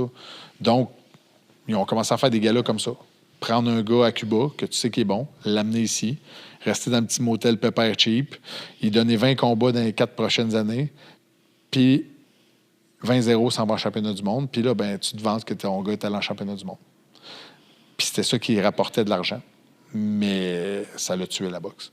Ben là, il n'y a plus de contrat télé. Ben t'as Riyadh Season à Dubaï, tu sais, puis en Arabie Saoudite. Mais si eux autres t'appellent pas...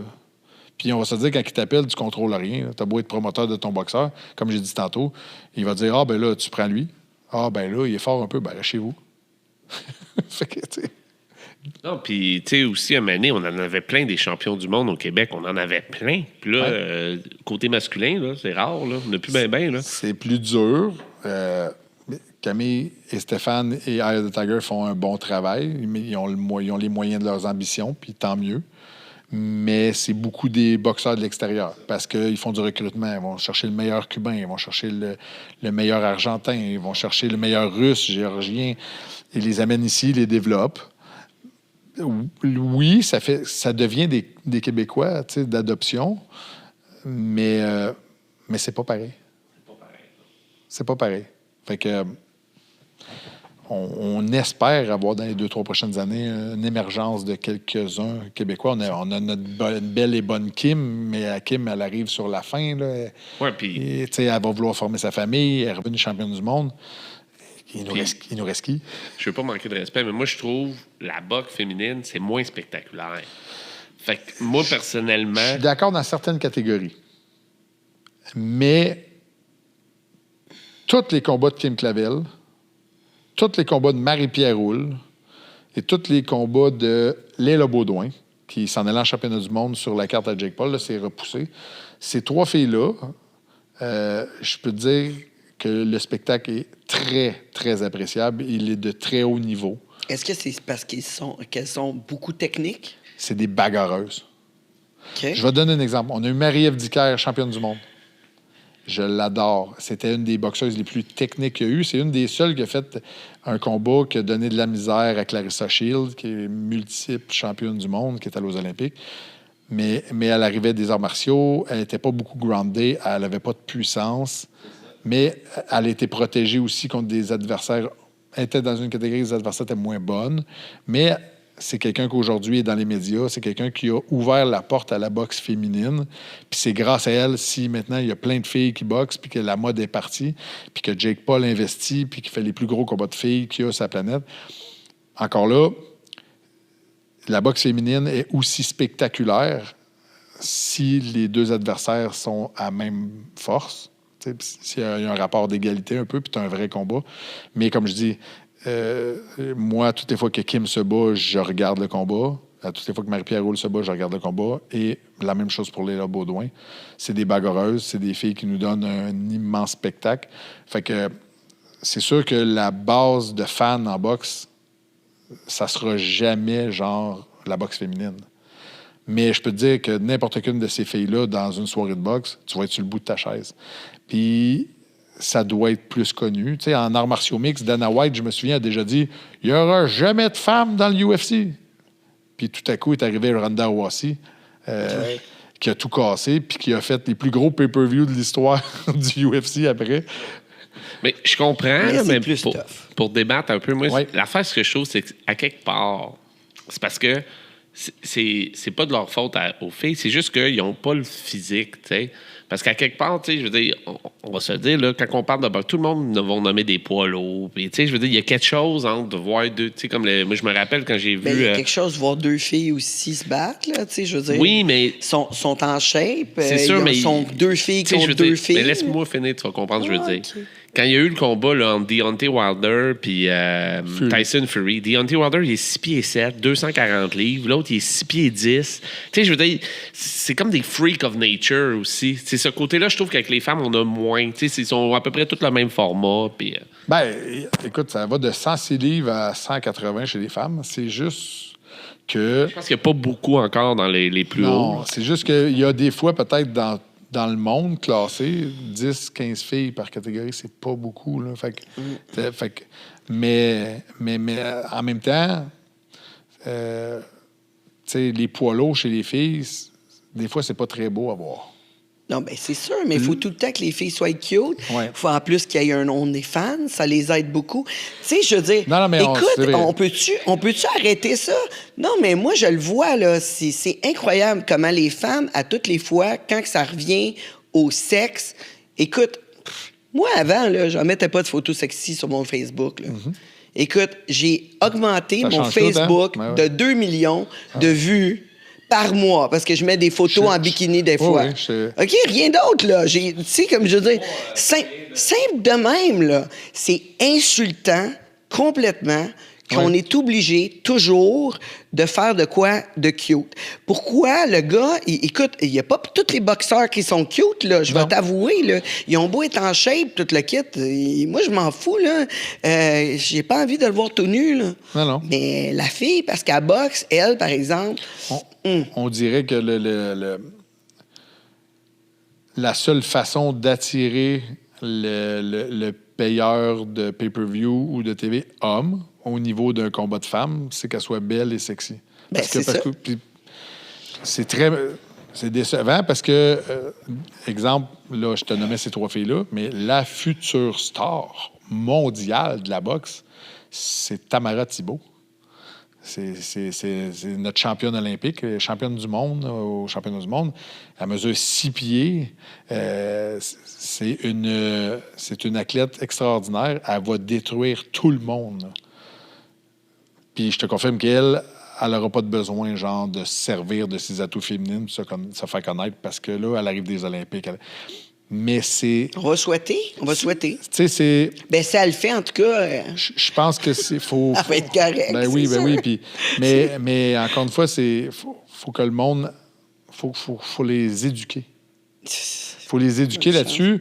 Puis là, t'as les femmes, la Ligue de hockey, t'as la Ligue de basketball féminine, sont tout le temps en train de se plaindre parce qu'ils n'ont pas l'exposure, là, ils n'ont pas les salaires. Malheureusement, c'est parce que ça va avec qu'est-ce que tu as comme retombée au niveau médiatique, qu'est-ce que tu as comme commanditaire. Ouais. Je me demande, tu les mets tout en lingerie, d'après moi, ça changerait. Ben, ils ont essayé au football. Ouais, ça au football, ils faisaient une game en lingerie au football, puis tu avais des codes d'écoute. Mais c'est dénigrant. Tu sais, moi, je suis élevé d'une vieille mode homme, là. Mais je viens du milieu du sport, puis je suis obligé de te dire que techniquement, les femmes sont meilleures au point de vue technique que nous autres, souvent, dans tous les sports. Tu vas prendre une joueuse de hockey de l'équipe canadienne qui est allée aux Olympiques. Les mains, les skills sont aussi bonnes que n'importe quel top de la Ligue nationale, mais ils n'ont pas la puissance, ils n'ont pas la vitesse, ils n'ont pas... C'est pas du hockey où ce que ça cogne, que les gants tombent, que les gars se tapent sa gueule. Fait que c'est moins intéressant. Mais en boxe, ils se tapent sa gueule autant que les hommes.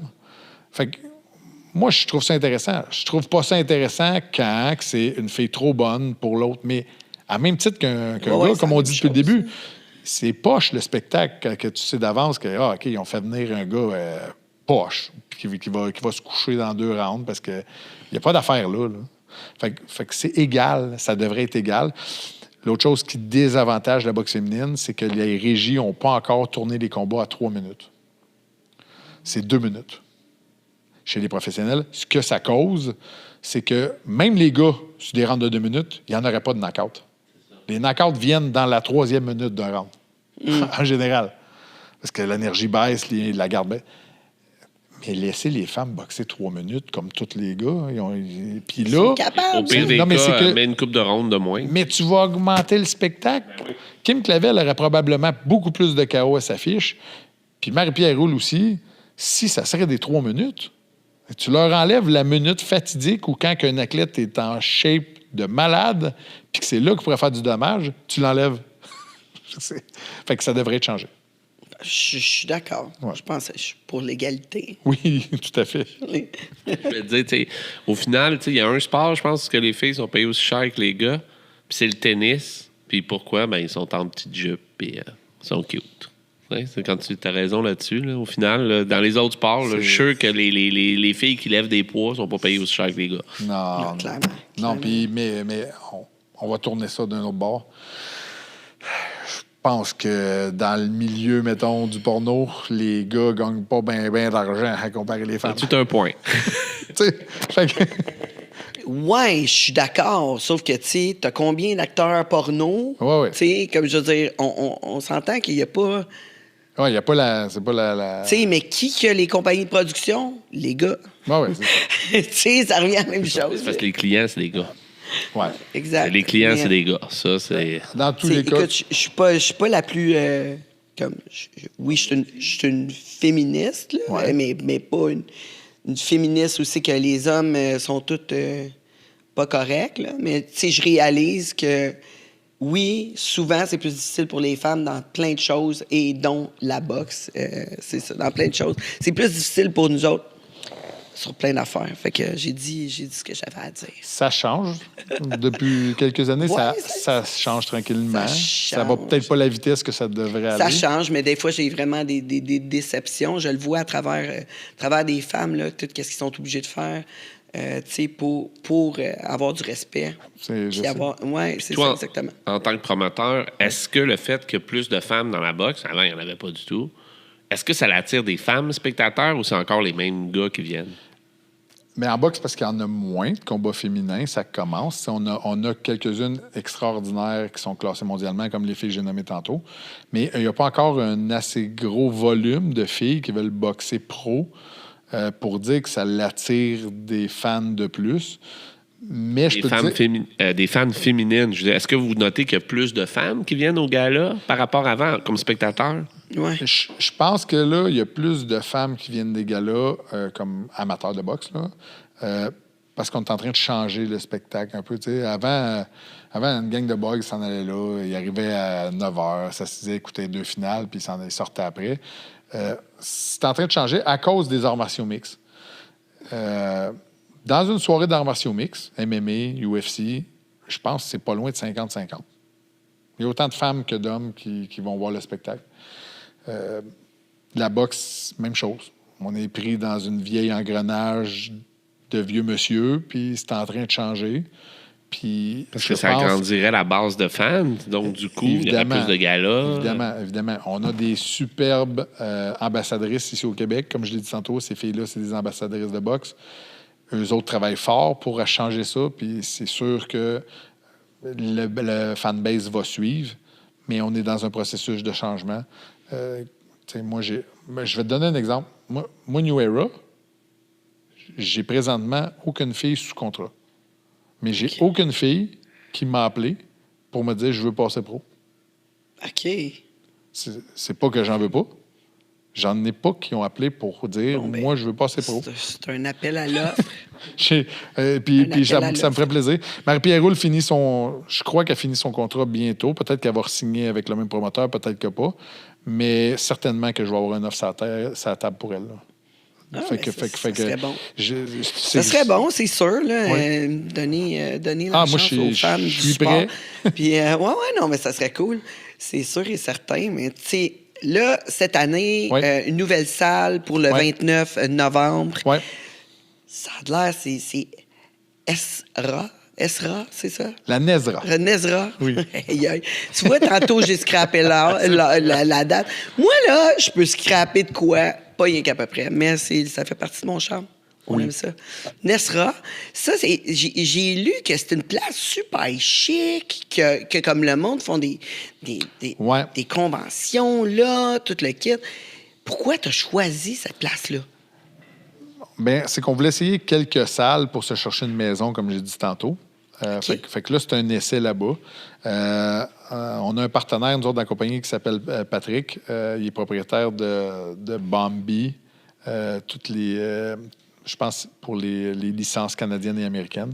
Eux autres, c'est des spécialistes dans les shows de grosse envergure.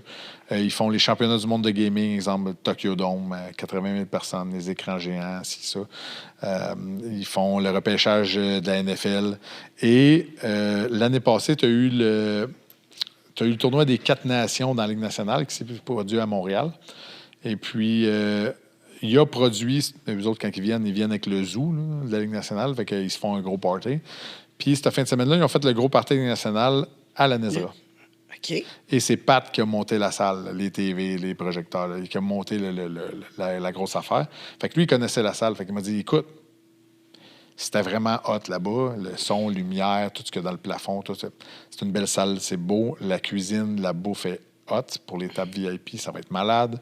Fait on pourrait essayer. Fait qu'on a visité, on a checké les plans. Il rentre 1350 personnes avec le ring puis tout. Normalement, c'est une salle de 2000 personnes. Mais là, avec le ring, la régie, le périmètre de sécurité, les vestiaires. Fait que ça va être un show de ça, entre 1300 et 1400. Mais c'est dans la moyenne de ce que je veux faire pour mes shows maison qu'on appelle. OK. Fait que c'est genre un endroit que tu pourrais... choisir pour faire tes 4 shows dans l'année. C'est ça. Fait qu'on l'essaye là-bas. C'est sûr que c'est dans un quartier où il y a moins de stationnement.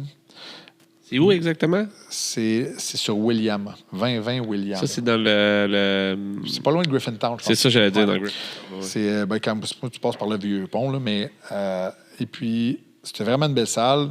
Dans la même bâtisse, tu as une galerie d'art à gauche, c'est super chic, c'est super beau. Puis à droite, tu as la salle là, pour les événements.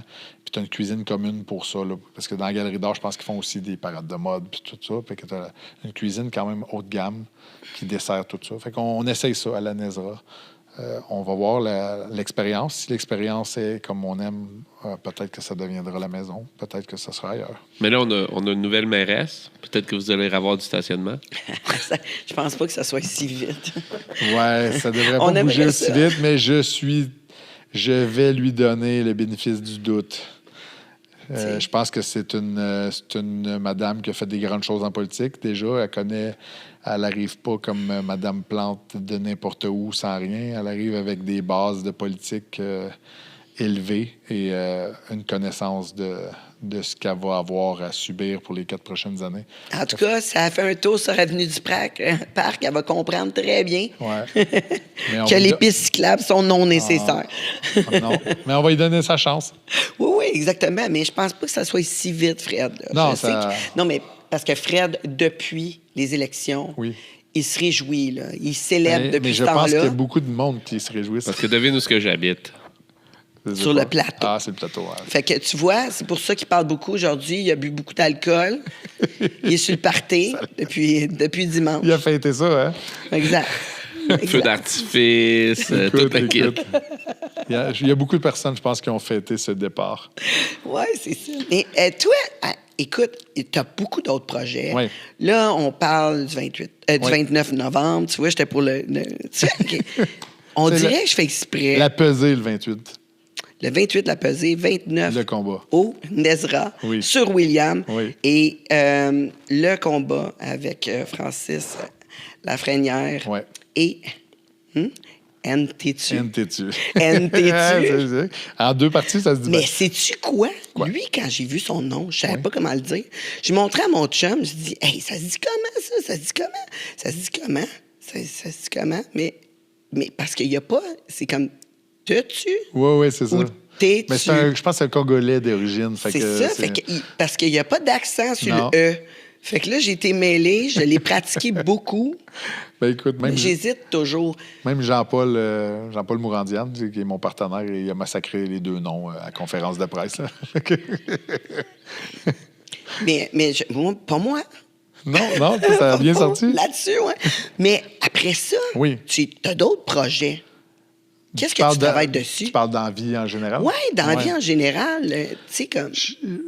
Ben, on en a parlé un peu au téléphone. Moi, en 2000, moi, j'avais un ami qui était c'est un geek, là. C'est un spécialiste de l'informatique. Tu sais. OK. Des fois, il disparaît 3 jours dans sa chambre, tu sais, puis il travaille sur quelque chose. C'est un gars qui a...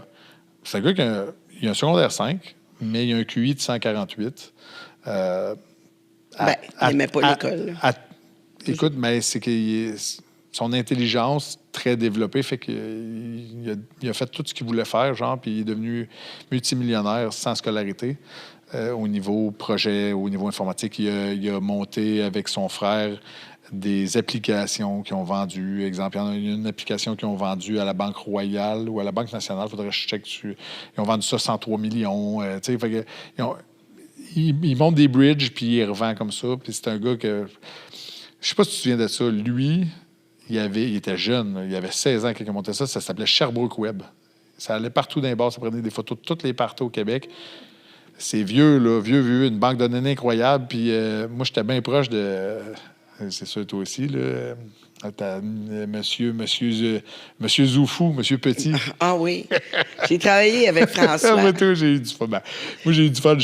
À chaque année, je descendais avec mon propre char les rejoindre aux Zoufou. Ben, moi, je n'ai fait une tournée Zoufou qui a été la plus crazy de la C'est crazy. sûr. fait que, ouais, mais ce chum-là, il a parti ça, puis c'est vraiment un geek. Puis, en 2016, lui, il avait travaillé pour moi, genre, c'était un promoteur d'un bar. C'était sa façon, lui, de c'est quelqu'un qui est vraiment introverti, mais être promoteur d'un bar, ça l'aidait à être extraverti un peu, de rencontrer du monde plus facilement. C'est des gens qui sont pas faciles d'approche. Puis, ben ça l'a développé. Il était capable d'avoir des amis à toutes les sphères. Puis, il a rencontré des hommes d'affaires. Puis, c'est le même qui est devenu très riche. Puis en 2016, c'était déjà commencé, ça fait longtemps, le Bitcoin, depuis 2008. Mais tu sais, il me disait, Yann, tu as fait beaucoup d'argent avec cette transaction-là. Il dit, achète ça, fais-moi confiance, achète ça, puis laisse ça là, puis toi, je dis plus. En 2016, il m'a obligé à acheter 36 Bitcoins. C'était rien. Ça valait 350 pièces chaque. OK.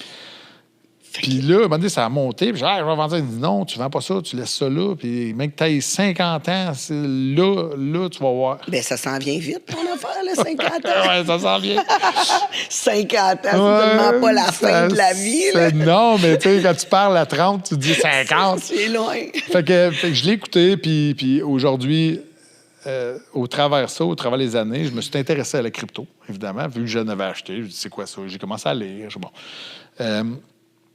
J'ai possédé ma propre mine de crypto-monnaie avec les machines qui minaient, qui fabriquaient. À l'époque, on n'avait pas besoin du permis du gouvernement.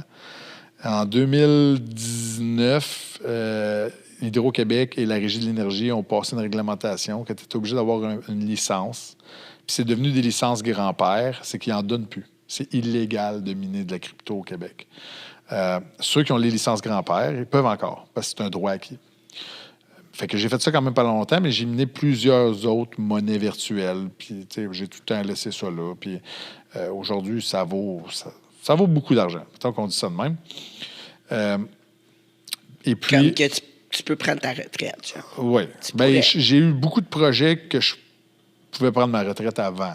Mais ça, c'était comme un coup, 25 cents dans les airs. Bon, il me dit que ça va marcher. Ça ne vaudra jamais rien, de la monnaie virtuelle. C'est ça. En 2016, là, aujourd'hui, le monde, ils se pendent parce qu'ils n'en ont pas acheté. Oui, c'est ça. Mais tu vois, là, ça valait 350$. Oui, là, en 2016. Ça vaut matin, 120 000, genre.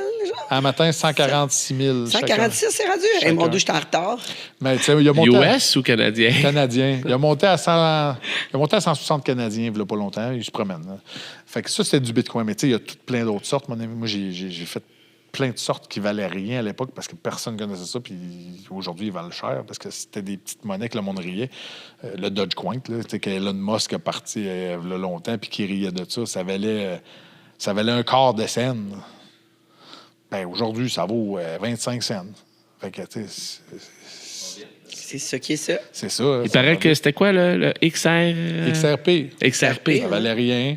Moi, j'ai un chum qui avait du BNB. BNB, c'est Binance. C'est une plateforme. Lui, ça valait des cents. Puis à un moment donné, ça allait exploser à 23$. Puis il les a vendus, puis il a fait un gros coup d'argent. Puis ça, c'était en 2021, pendant la pandémie. Aujourd'hui, le BNB vaut 1 700 $.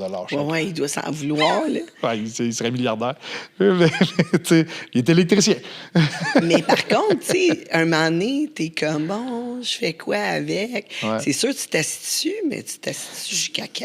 Bien, ça va avec les projets que tu as. Si tu en as besoin, tu en as besoin. Mais tu sais, à la place d'aller faire un prêt, de payer des intérêts à la banque, oui, tu peux te dire, si je ne touche pas, ça va doubler, ça va tripler. Mais dis-toi que si tu as besoin de 500 000 dans la vie, puis tu vas faire un projet qui ne te coûtera pas d'intérêt, c'est ton argent, de l'immobilier, exemple. Tu as 500 000 en crypto-monnaie. Sors ton 500 000, mais 100 000 de mise de fonds sur chaque 4 logis, achète-en 5, puis ben, dans 15 ans, ben, tu vas valoir 8 millions. Oui, mais il faut que tu les entretiennes. Oui, il faut que tu les entretiennes, mais tu sais... Ça, c'est une job à temps plein. C'est une job à temps plein, mais ça peut être ça, ta job à temps plein, être gestionnaire d'immobilier. Il y a plein de choses à faire. Toi, t'as-tu rentré dans ça, dans ce business-là, l'immobilier? Oui, sans le vouloir. J'achetais des terrains, puis j'ai acheté des bâtisses pour mes gyms, puis comme ça a bien été, là. OK, mais c'était pas comme genre, je vais avoir 500 portes. Là. Non, j'ai pas eu ce buzz-là de me dire, je vais être un gros promoteur immobilier. Je suis plus, moi, des projets que le monde ne font pas. Ouais. C'est ça que j'aime. C'est ça qui Moi, ça me bug, ça, les Ouais. tu sais, non. Ah, ben, c'est pas un milieu que j'aime, là. Mais tu sais, j'ai quelques bâtisses commerciales, puis ça, c'est payant, puis c'est le fun, puis c'est pas de trouble.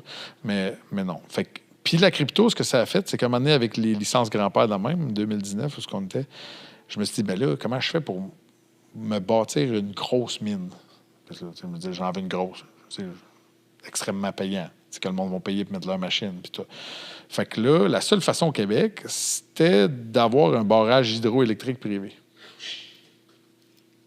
Parce qu'il y en a beaucoup, là, au Québec, des barrages privés.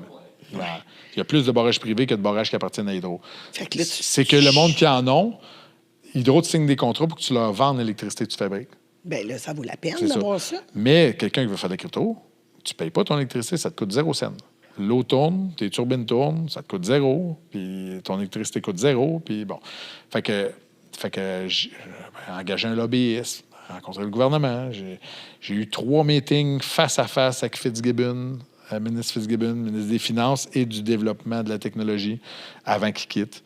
Puis on a travaillé sur un projet. Moi, dans le fond, le gouvernement, ce qu'il voulait pour me donner des mégawatts pour un projet comme ça, c'était que j'amène un projet vert, un projet qui redonne à la société. Fait que j'ai pensé comme à du séchage du bois, j'ai pensé, mettons, à des serres pour la nourriture, fraises, ci, ça. Puis à un moment donné, j'ai parlé à quelqu'un qui était proche du ministère de l'Agriculture. Une des choses qui coûte extrêmement cher au Québec, aux agriculteurs, c'était centré, c'est le séchage de leurs grains. Fait que je me suis dit, je vais présenter un projet au gouvernement. Ils vont me donner les mégawatts que je veux pour mon projet. Je vais faire un projet de récupération de chaleur. Parce qu'il faut comprendre, une machine qui fait de la crypto, ça crée énormément de chaleur. Oui, très, très T'sais, chaud. moi, j'ai une maison à Granby, là, mettons, tu veux te mettre en pieds carrés, elle a 9000 pieds carrés.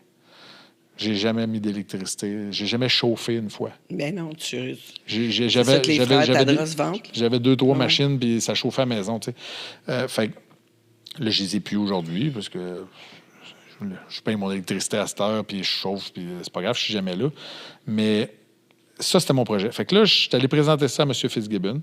Je lui ai présenté, moi, ce que je vais faire, si vous me donnez ça, je vais acheter un méga terrain, je vais bâtir les plus gros silos à grains qui existent au Québec.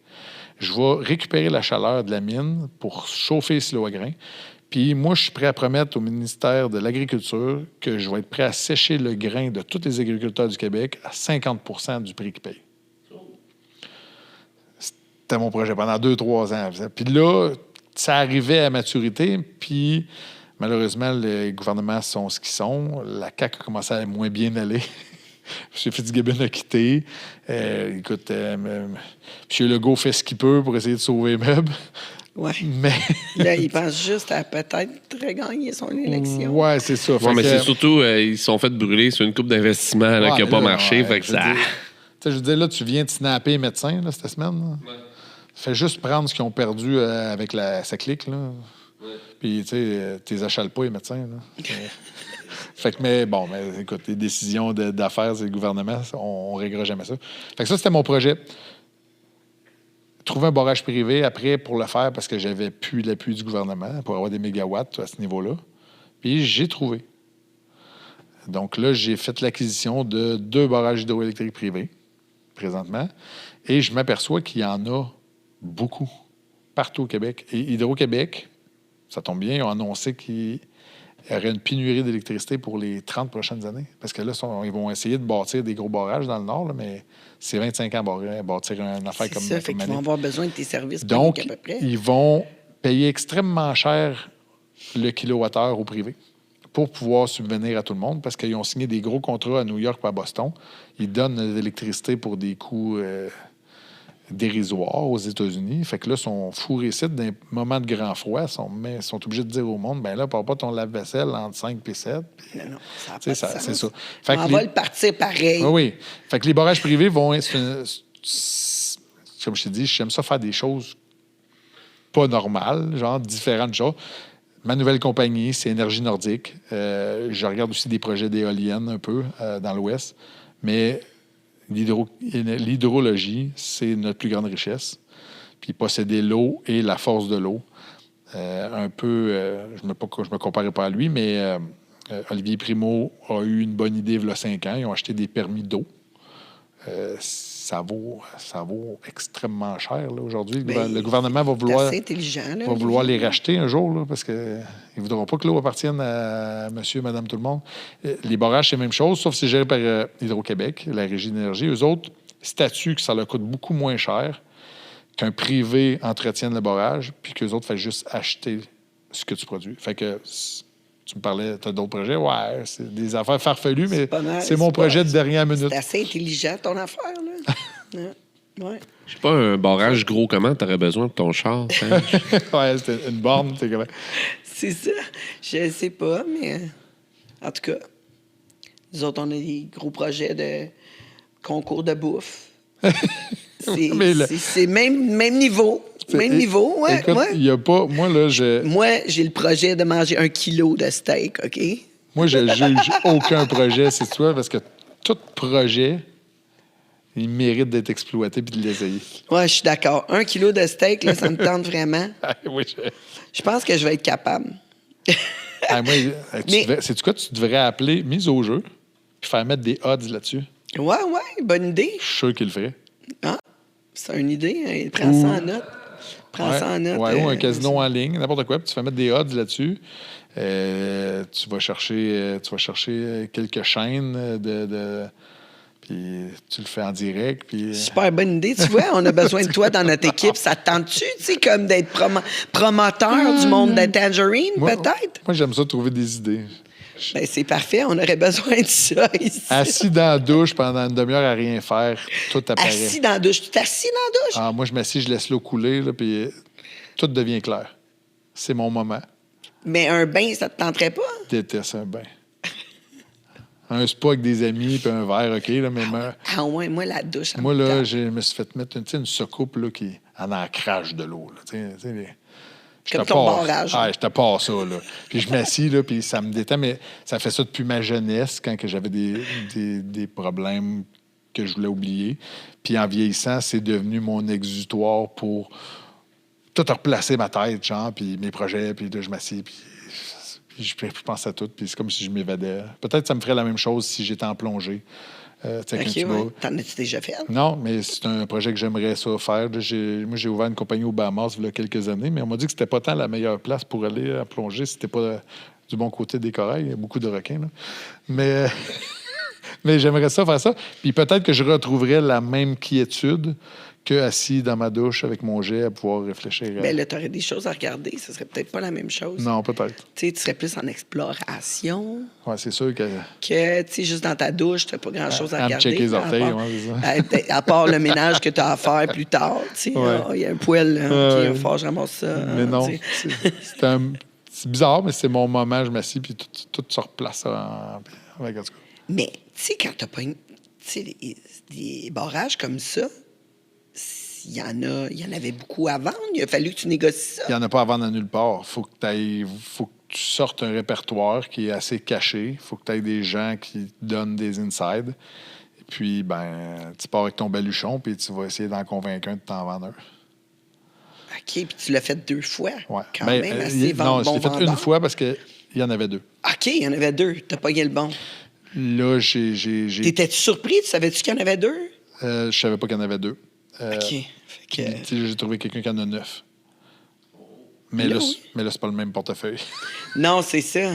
Fait que là, je suis sur un projet avec des investisseurs et tout, parce que là, T'aimerais ça les acheter les 9 aussi? Oui, j'aimerais ça, mais c'est une compagnie, probablement que ça serait différent. Peut-être que c'est une compagnie qu'on montrait en bourse ou, je sais pas.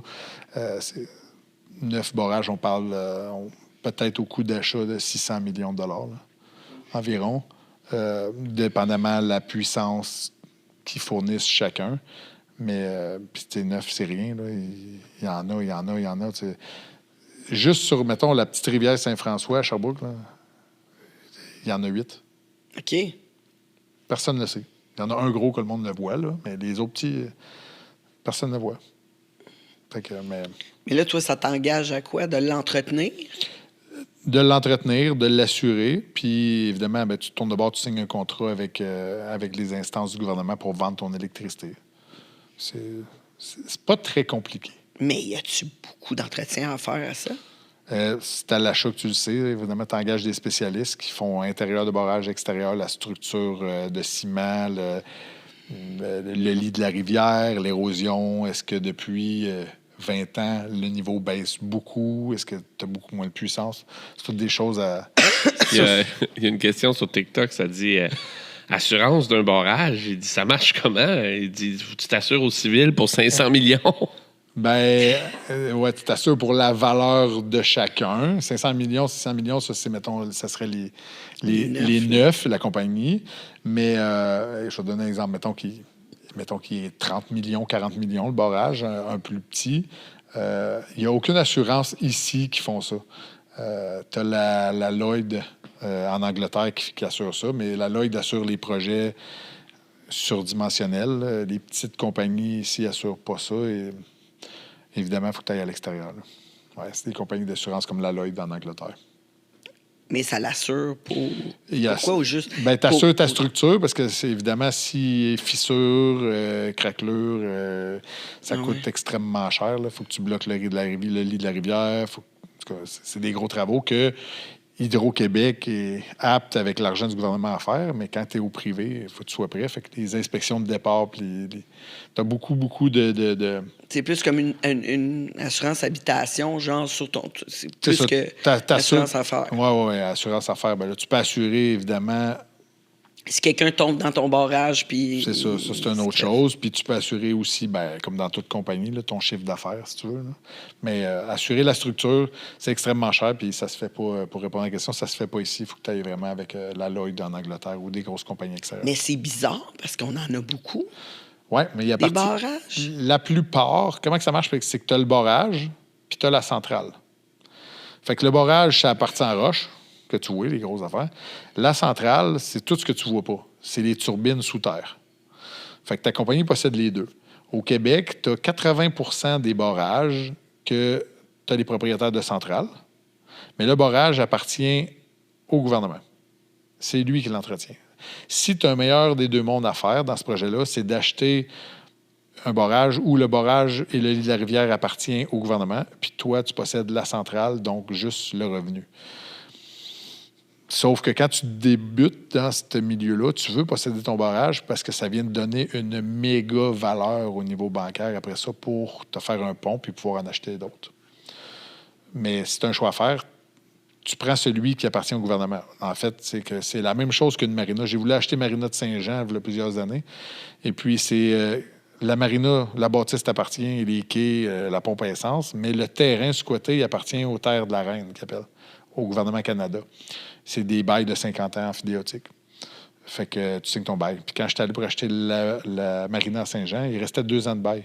Fait qu'il n'y a aucune banque qui voulait me prêter. Il disait, arrange-toi pour signer un nouveau contrat de 50 ans amphidéotique. Puis là, on va te prêter. Mais ça avait compliqué les choses. Puis finalement, j'ai passé... c'était trop d'ouvrages. Là. Mais c'est la même chose pour ça. Barrage, c'est sûr que c'est préférable qu'il appartienne au gouvernement, puis tu fais juste louer le terrain, la centrale que tu t'appartiens. Mais tu penses-tu que c'est moins de travail avec un barrage que, mettons, une marina? Ah oui. Ouais. Définitivement. Ouais. Si tu es, en tout cas, dans l'optique que j'ai maintenant aujourd'hui, tu veux pas de marina. Ouais. Avec un restaurant dessus, encore moins.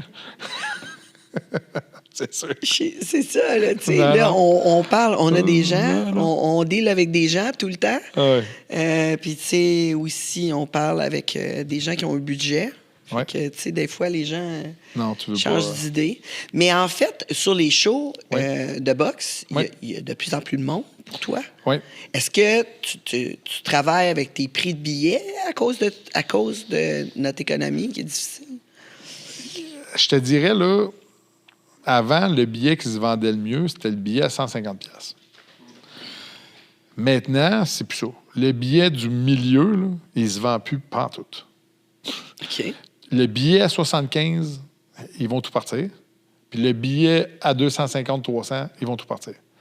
Le billet à 125, 150, 170, là, il n'y en a pas. Ça OK. Fait que c'est comme celui-là qui va être en avant, qui va avoir la table, tout le kit. Ouais. Lui, il va payer pas de trouble, mais l'autre, il est cheap. Fait que là, entre deux, c'est comme, je suis obligé de l'acheter parce qu'il n'y a rien que ça qui reste. Bien, c'est ça.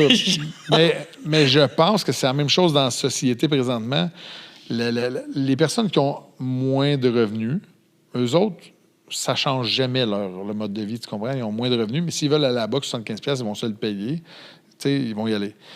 Les personnes qui ont énormément d'argent, ils vont prendre les billets qu'ils veulent, là, la table à 5 000, tout ça. Il y a un gars qui vient d'écrire sur TikTok. Il dit « Hey, j'ai pris 2 billets à 150, moi! » Ben merci, parce que je suis content. J'en ai mis seul dans sa section. J'en ai mis à 150. Non, mais ils vont tout partir. Ça va être sold out. Ça va être sold out, mais c'est... tu sais, la classe au Québec où, présentement, ils se font le plus manger d'impôts, qui ont le plus de misère, qui ont le plus de dépenses avec les enfants, tout ça, c'est la classe moyenne. Fait que le billet moyen, plus personne ne l'achète. Parce qu'eux autres, le boni de l'or, là, pour aller à la boxe un soir, les 2 adultes, mettons 150. Bon, 300. Le gaz, à partir de, je sais pas, moi, tu pars de Laval ou tu pars de Granby. Le gaz, là, ben, on se fait une sortie, on va aller manger. Le parking. Fait que là, tu t'en vas voir un match de boxe, tu viens de dépenser, mettons, 500 facile. Tu sais, 500 piastres. Tu sais, 500 Puis piastres. 500, t'as mangé même pas au Saint-Hubert.